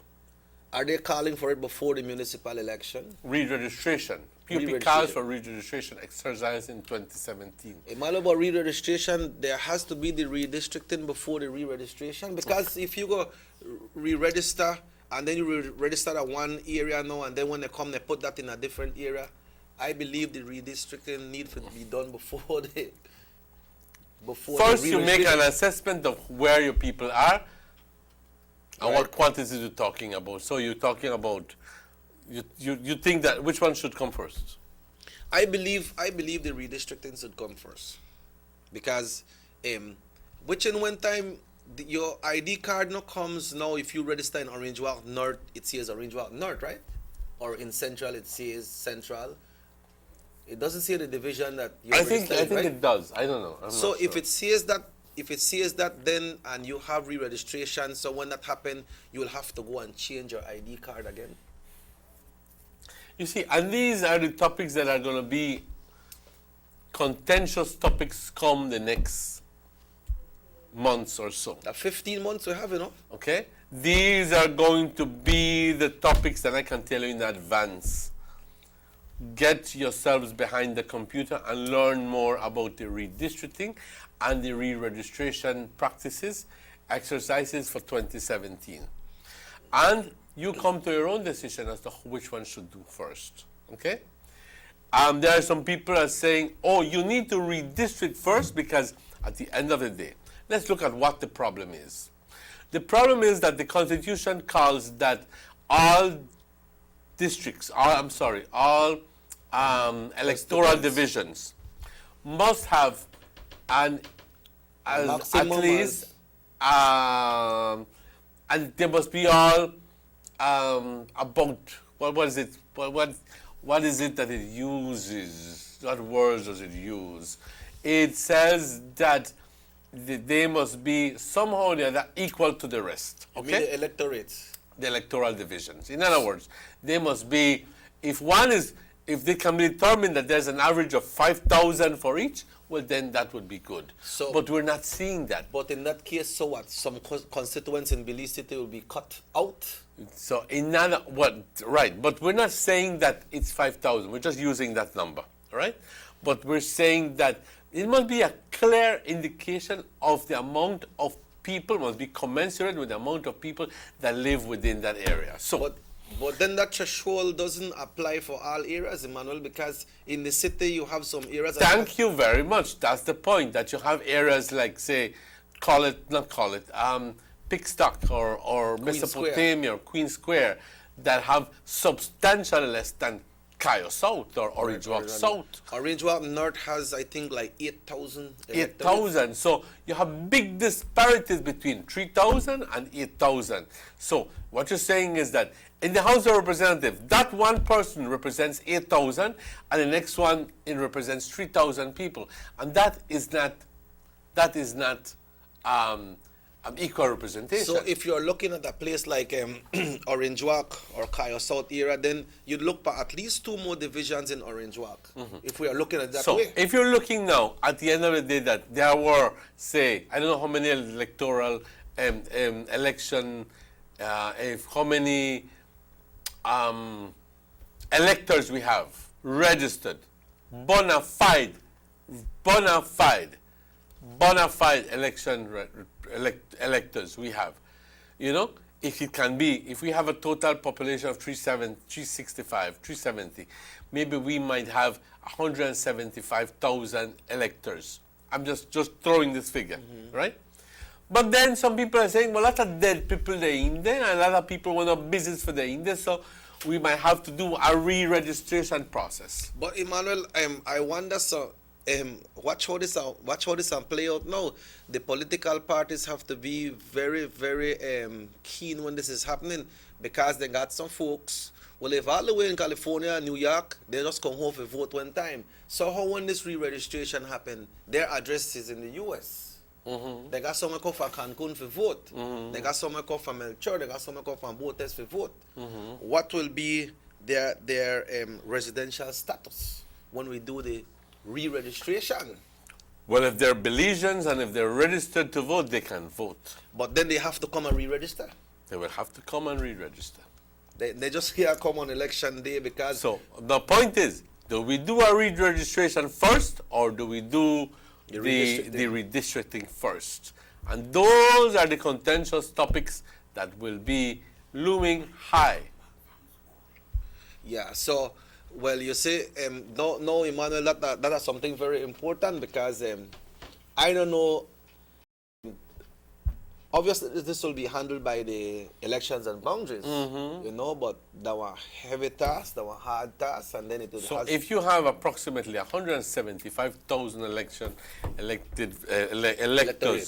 electors, you know, if you have approximately, and it has grown, say, so if you have 175, 1, 2, 3, divided by 31, you should have a total of 5,645 as an average per division. But obviously you don't have that. You don't have that. So there has to be more than 31 seats represented in the House after this, Emmanuel? Yes. So if so, it's going to be a process, because if you hold 4,000 as the national average per division, and you have 175,000 people, and you divide it by 4,000, which means that you now will be able to have 43 representatives. 43. You understand what I mean? You have to pay a lot of people more. Sugar City Morning Show, good morning. Yeah, take care. Yes. Morning, guys. Morning, sir. Tell me. This is a practice. Yeah, Happy New Year, brother. Yeah, same to you guys. Great job. Tell me, brother, tell me. Hey, with that conversation I want to have right now about this thing about the electors. That thing, each individual have to be screened. How? What? You have to screen each individual where they don't have the connection for exclude when not in there and we don't there and things like that. So yes, that's called the re-registration process, right? So that means we have to do it individually. Yes, we have to go register all over again. Everybody has to register. Okay. Everybody has to go register all over again. So that people up on the list, they can't go register. So which will include all the dead people, and exclude all of the dead people, and also give you some sort of idea as to how many people are registered in that area. Yeah. Well, you know, gentlemen, that will take a while to do. Oh yes, it's very possible. Yeah, that will be very strenuous. But do you believe that is need to get done? No wonder the PUP never do it too, because you can't say a lot of money too. Well, you know, the law calls for it to be done every 10 years, and now it's almost 11 years overdue. All right. But you believe... All right, guys. You believe... Yeah, you believe... They're listening. All right. Okay, good. I know you are. Thank you very much. So, then people, well, they claim, you know if that's true, but they claim that they have some people that has passed away already and their names are still on the list. We don't know if that is so. So, re-registration, then if that is so, then the people name now come on the new listing, because they can't register if they're dead. Then the people, and I wonder if re-registration will happen just through, like, say, for 6 months and a period of time, and people live out of the country and they are registered here. if when they come back, they could still re-register. If they are not living here. But you know, some people live here, they got a neighbor say, yes man, he live there. He live right there, so. And that mostly the process when they use somebody that is adjacent to you, confirm that yes, you Well, live for there. me, common sense tells me that you need to re-register first, and then you need to redistrict second. Because you don't know how you will do the redistricting if you don't know if you don't know what your numbers. That's common sense for me. Okay. Okay. So, but you What said- if the Orange Walk South North Division, after re-registering, turns out being 9,500 people? Oh yeah, when it comes to that part of the threshold, that is important, yes, because You know? yeah. And then some other things. So we may have to say, tell you what, if there are 9,500 in Orange Walk North, 8,000 in Central, there are blah, blah, blah, there are 8,000 in South, and there are 9,000 in East, well then we know that to conform with the national average, which they may want. Let's get this. Let's take that. Hello, good morning. Yeah, it's okay. Yeah, partner again. Tell me, brother. Yeah, go ahead. Yeah, so that means that we don't have a birth certificate to answer you a birth certificate to start the whole process all over again. That's right, sir. Yep. I believe so. I believe so. Yeah, and, Birth certificate or a passport. yeah, no, but you can't get a passport without a birth certificate anyway. Right. But if you have a passport, it's already one step forward, no? Yeah. Well, why that's what we want it? Mm-hmm. No, they have to do it. Yeah, that's what costs you the millions, you know. Yeah, but it's in the constitution. You have to We do have it to every so many March when the years. Prime Minister read out the budget. Maybe you might put that in there. Mm-hmm. Okay, well let's make. Well, that don't March, that don't in a March, they read out the budget. Yep. Yeah, in a March I read the budget for the new fiscal year.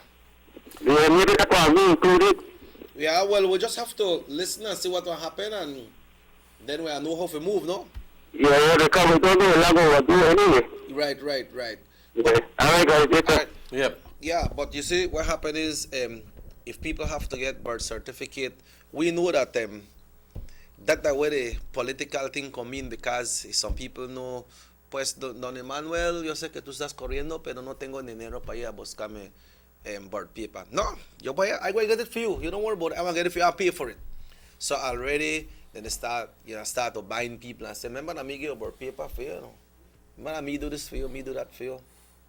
So that birth paper thing now a very important thing when Mr. Patton talk about. So you imagine, and we only have one vital statistics office in the country, I believe, that deals with birth certificate. One.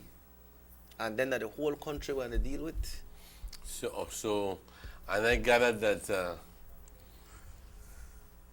they often make mistakes. Yep. A lot of people have to be taking back their birth certificates because you got the wrong name on it, Papa. Or a wrong spelling. Yes. You know, well, a wrong spelling and a wrong name anyway. Wrong name. You know, sometimes they got a wrong date of birth. I gathered the Barrow administration is aiming for re-registration after 2018. After 2018. No, the PUP is calling it for 2017. So, that's going to be the contentious part because the PUP is claiming that the re-registration should be done 2017, just so that the 2018 municipal elections, they have a better picture of how many, I see. And they figure that they have lost over this so many years because of certain things in the old registration system. This is according to the news, all right? Yeah. But I'll be honest with you.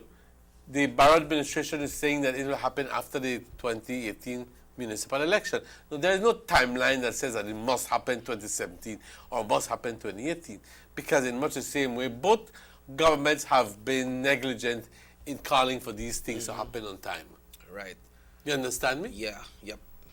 But then we'll have a clearer picture of how the different divisions will be set up if the It government... might just be that after the re-registration, after the redistricting, Orange Walk lands up with 6 6 divisions. Yeah, because remember some extra seat was put into the Cayo district as well. Exactly. And Cayo might end up with 8.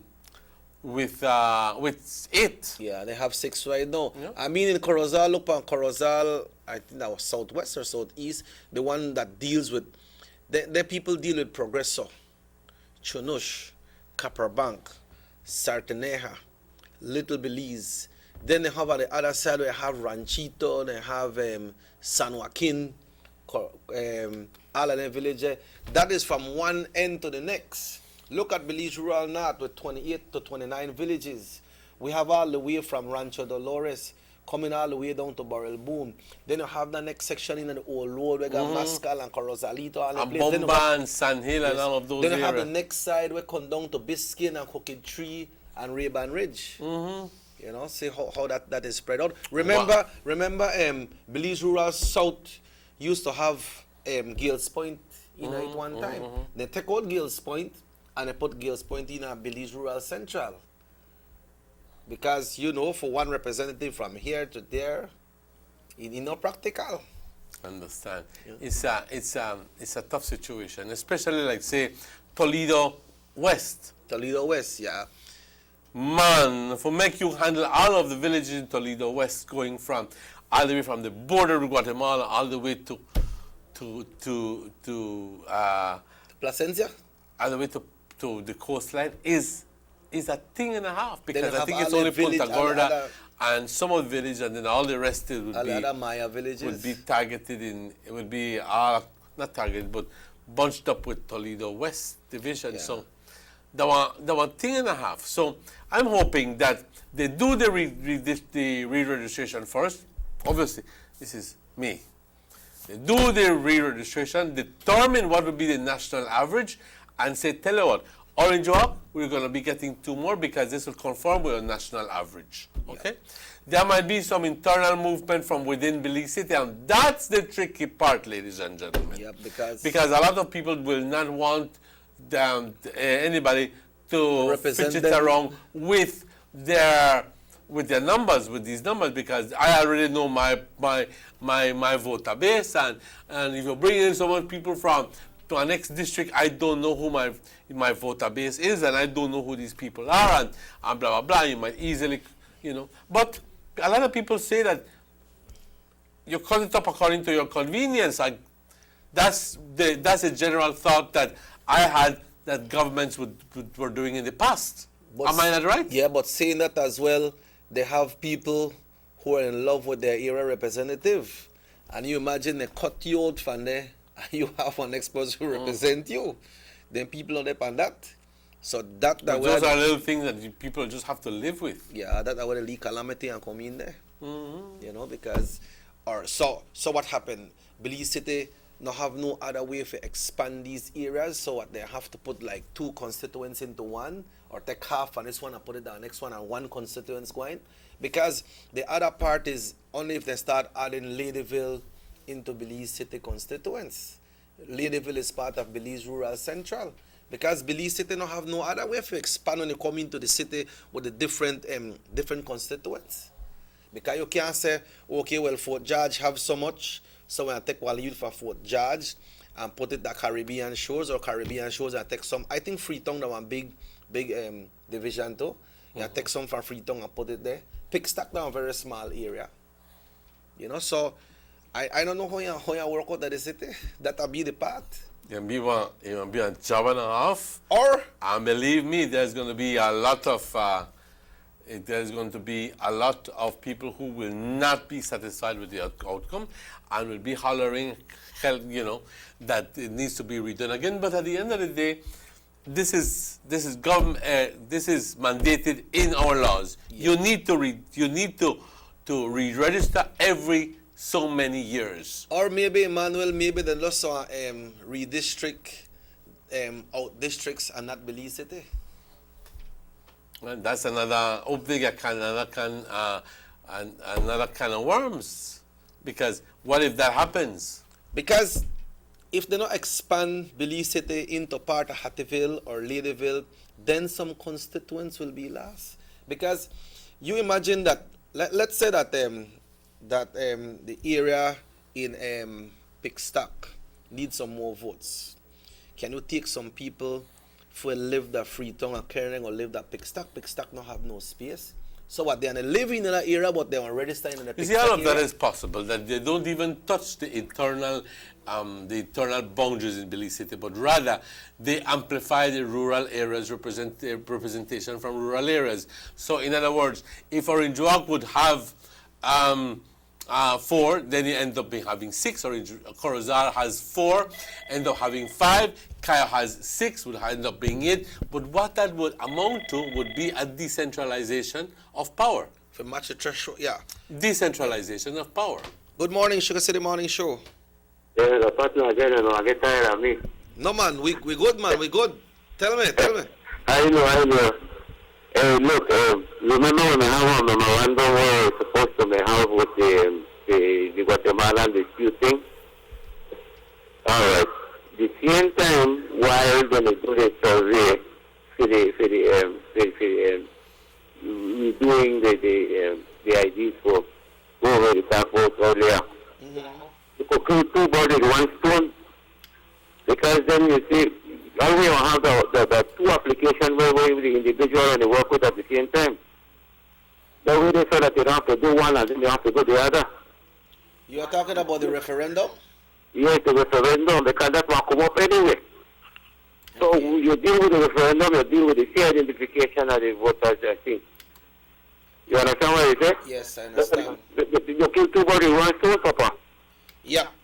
Well, because you have to touch base with each individual anyway. Yeah. You follow? Yeah. Yeah, I like that. Yeah. Well, then there are two different sentiments there, Emmanuel.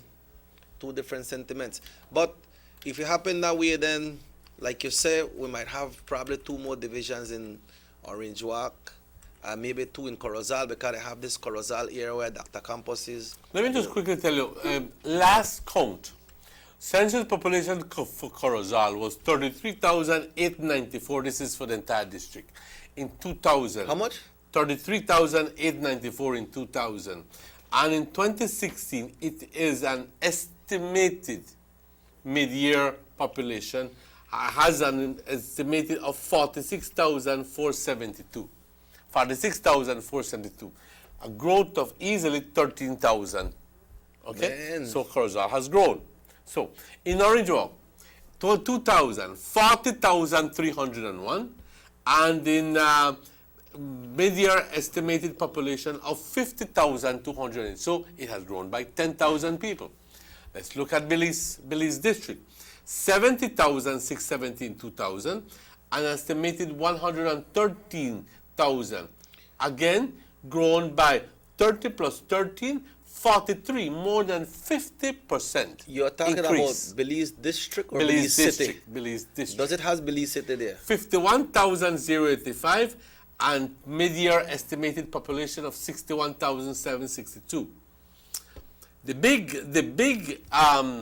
big numbers here are attributed to one place, and that's San Pedro, that only had 4,000 people in 2000, and in 2016, an estimated mid-year of 17,429. Wow.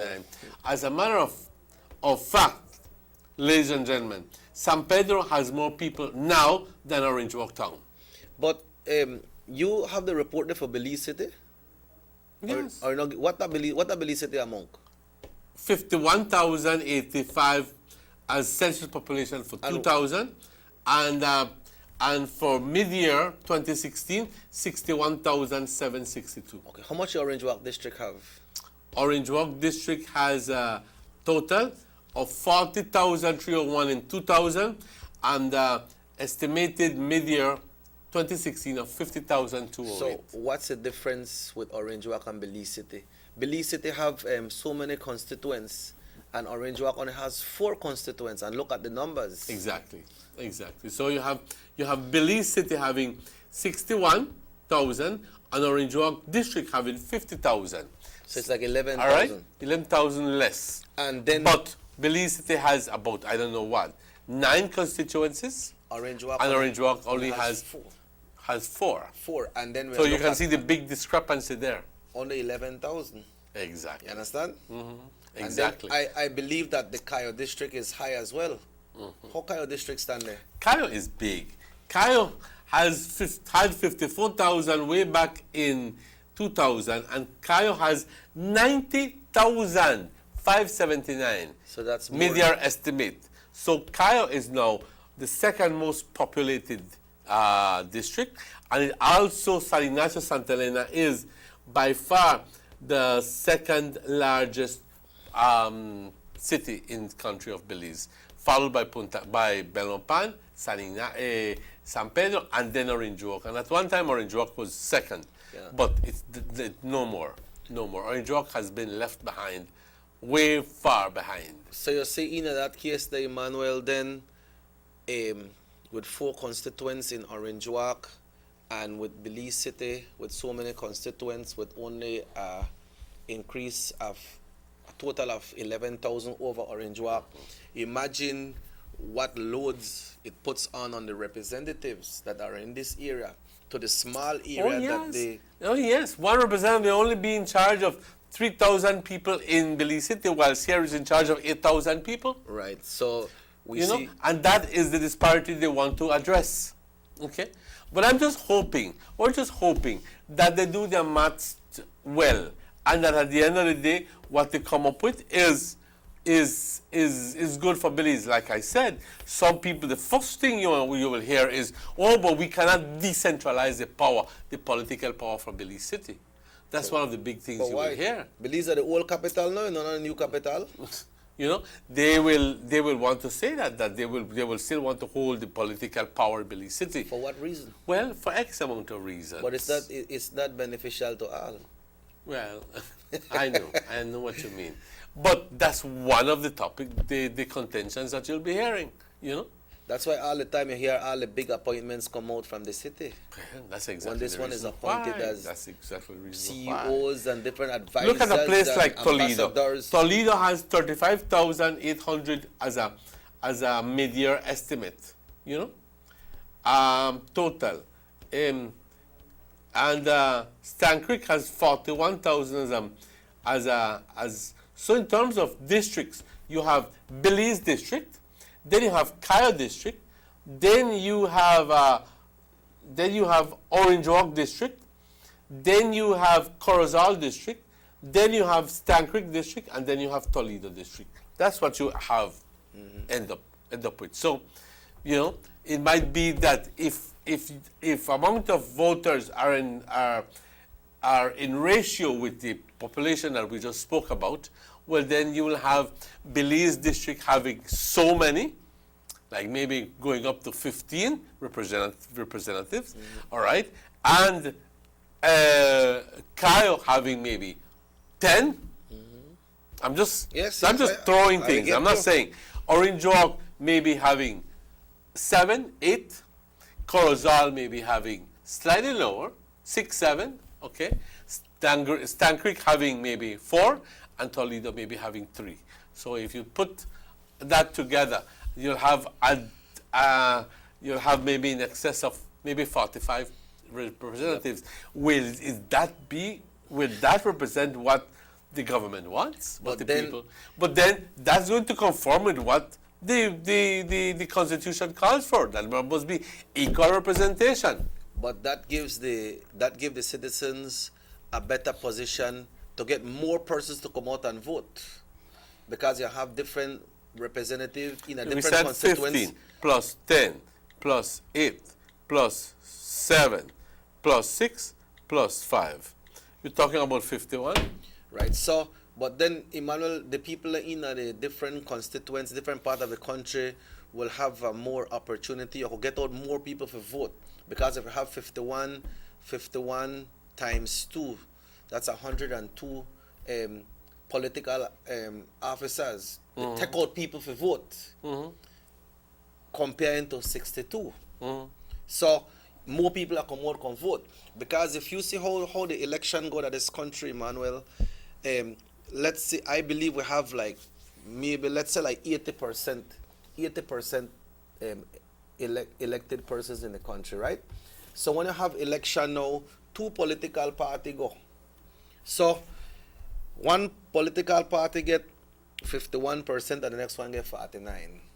So that 51% out of 80,000, you figure out, okay, you have to block that in because you have this amount of votes. So you got 60% come out of votes. So only like 40% of the electorate decide who's going to lead the country. You understand what I tell you? So now, if this redistricting happen, and we put the figures together, then we have more people come out, come vote. More people decide on the future of their country because we have more workforce in all the different areas. Of course, that's one of the indirect benefits of having an increased House of Representatives. But now when it comes for the pay, all of their representative, for the service, the offices and so, it will be more on the government, but it will be on a longer run to represent the people and to help the people and more, because one man only got 3,000, maybe maximum 4,000 people to represent, and you have 51. So it has spread out more. You don't have to depend on one man who got 29 village or one who got 14 village. We're not saying it's going to be 51, you know. We're just saying that, you know, just only numbers that we do, and that's what it comes up, you know. If we were to take certain averages, but it could easily. I don't think that any one government here in Belize has taken the bold step of going from 31 to 51 in or something similar. Like 20 more seats. Like 20 more seats. Hello, good morning. Yeah, take it on me again. Tell me, brother.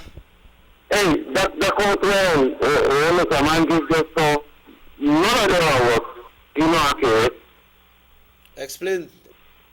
Yeah, I came to hear the cars and they said that's why they don't have to go the whole inventory all over again. So that court where he will give just so to each district, no logic. It's just a speculation. This I don't know. The numbers that I alluded to were just speculation, sir. I don't want to think that those are finite numbers. But it's almost a balanced out figure that you were doing, right? You know, it was just a scenario, an average scenario that if you were to say that if you have so many persons per division, okay, and that if you took, say, 4,000 as an average per division, that you'll end up having about 50 seats, which would be, if right now you have 377,968, which is the mid-year, then obviously about 60% of that would be your voting population. Yeah. Let me just quickly tell you. What you're saying is what is reported. 377,968 times 0.60. 377,968 but times you can't 0.60. take away or add from that, you know. 226. So you'll have about 226 Can't take away or add from that. That's still not count. Well, anyway, I don't know what you're referring to, but like I said, all I'm saying is that it's a scenario when I put through. I'm not telling you that that's going to be finite. There is no way that I could possibly tell you that. And if you have, say, 226, if you have divided by 31, which means that currently you have 7,315 as a national average. If you want to bring that down, 226, and have that divided by 4,000 as a national average, you have 56 seats. Or if you want to have it at 4,500, but that calculation is at 31, seats. right? Yeah. That calculation there is at 31. So I don't mean for anybody to take these numbers literally. I believe me. I'm just giving you examples. It's a and balance. that's the fear that I have when I give you these numbers, and then you think, oh, but no. Nothing that I'm saying is are just scenarios that I'm creating. If you are putting it equally, right? Okay, Emmanuel, I received a message saying that some kids went to Trial Farm School and they came back home. They never tell me the reason why, but because we reported earlier that Presbyterian is in operation, Bishop Martin, also IT Vet and Trial Farm School. But I understand that some kids came back from Trial Farm School. I don't really know what their position or why they came back. You know? I don't know. I was hoping to be able to give much better news than that. But again, it will seem to be the problem seems to be that teachers are not going to their posts. Yeah, because their teaching posts. that would be one of the main reason why the kids would come back home if they don't have no teacher in class, right? No teacher. And I'm not sure our class today, you know, so I really can't say exactly our class, but I understand they came back home and it was from a reliable source. What time now, Emmanuel? Well, right now it's 9:15. Why you never tell me so late, Ben? No, because the discussion was good. Okay, we want to wish Delon the best because he went to his doctor visit today. I understand that this visit that he's going on today, Emmanuel, should be his final visit to the doctor on his health situation. So I just hope everything will go well for him. So all the best to you, bro. Yeah, well, Emmanuel, the discussion this morning, we start with the 138th murder in 2016, the first two murders in 2017, the traffic accident, 2 fatalities. Good news of Rebecca Rath, Miss Belize, leaving Belize today for the Philippines for that big pageant. Good luck, best of luck. We're happy for you. We're glad that you will be representing us, and we are looking and hoping for the best. And the stabbing incident, because somebody bumped our next one in San Pedro, and that ended with someone in the KHMH. We also touch on the redistricting. We touch on the schools, and you know, I believe we had a broad, wide discussion here this morning. Hello, good morning. Final call for the morning. Yes, oye, ¿por qué mintieron a la gente de que Chalfán estaba abierto? ¿Cómo? ¿Por qué mintieron a la gente que Chalfán estaba abierto? Es una información que alguien trajo aquí para nosotros, señor. Esa información está mal porque varias escuelas están cerradas y dicen que está abierto. Ahora yo me levanté temprano y nada pasó. So Trial Farm está cerrado la escuela. Trial Farm está cerrado y dicen que ese otro bocón dice que está abierto. Oh, pues era información que alguien trae para nosotros, señor. Disculpa. Bueno, pues. Okay. So the man said that he gonna Trial Farm school and the school is not open. Llámame bocón, llámame lo que tú quieras, pero al final del día yo simplemente repito la información como me lo dan a mí. Yeah. Okay? You delivered it. I delivered it to you. Yeah. Well, on that note, Emmanuel, you know, I was saying of the different points we touched this morning, also part of the Prime Minister's New Year's presentation. We will continue that tomorrow and throughout the week to make sure that people understand exactly what that message meant and what it means. So on that note, it has been a pleasure once again, my brother. And same here. Thanks for being here with us. Same here. Nuestro gran gusto. Happy New Year 2017. First show for 2017. Thank the good Lord we make this show. And this show repeats at 9 o'clock tonight, right here on the same station. And if the good Lord so will, we will be back again tomorrow. Hasta mañana till we Hasta mañana. Always tell you, take us home, Emmanuel. Take us hasta home. Luego, hasta luego. De parte de todos nosotros aquí de Nortevisión y de parte también de todas las personas que están trabajando detrás del escenario, ahí está Morris, ahí está Rahim, les deseo a todos un día fructífero, un día lleno de muchas bendiciones y sobre todo, compañeros, mucha salud. Nos vemos aquí mañana a la misma hora, a las 7 de la mañana hasta las 9 de la mañana.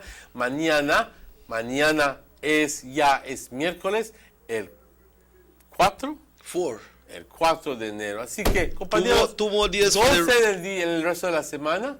Okay. I want to remind you of 2 more days for the Raider race. Exacto. That's about the 6th, no? Yes, el día de los Reyes. Así que cuídense, todo lo mejor para ustedes. Nos vemos mañana a la misma hora.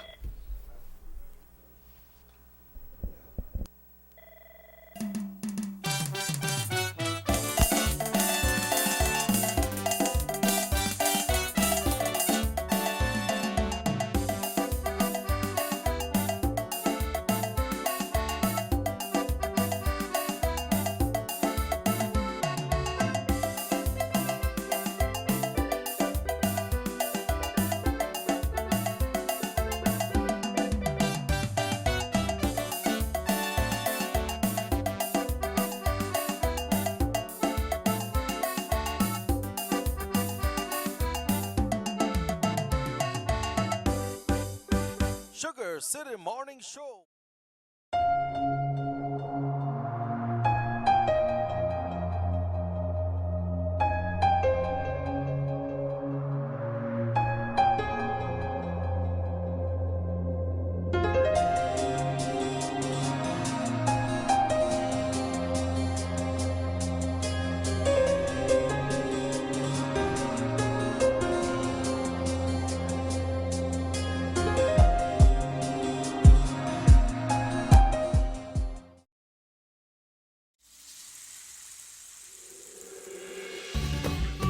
Why go anywhere else on vacation when an unforgettable experience awaits you right here in your own backyard?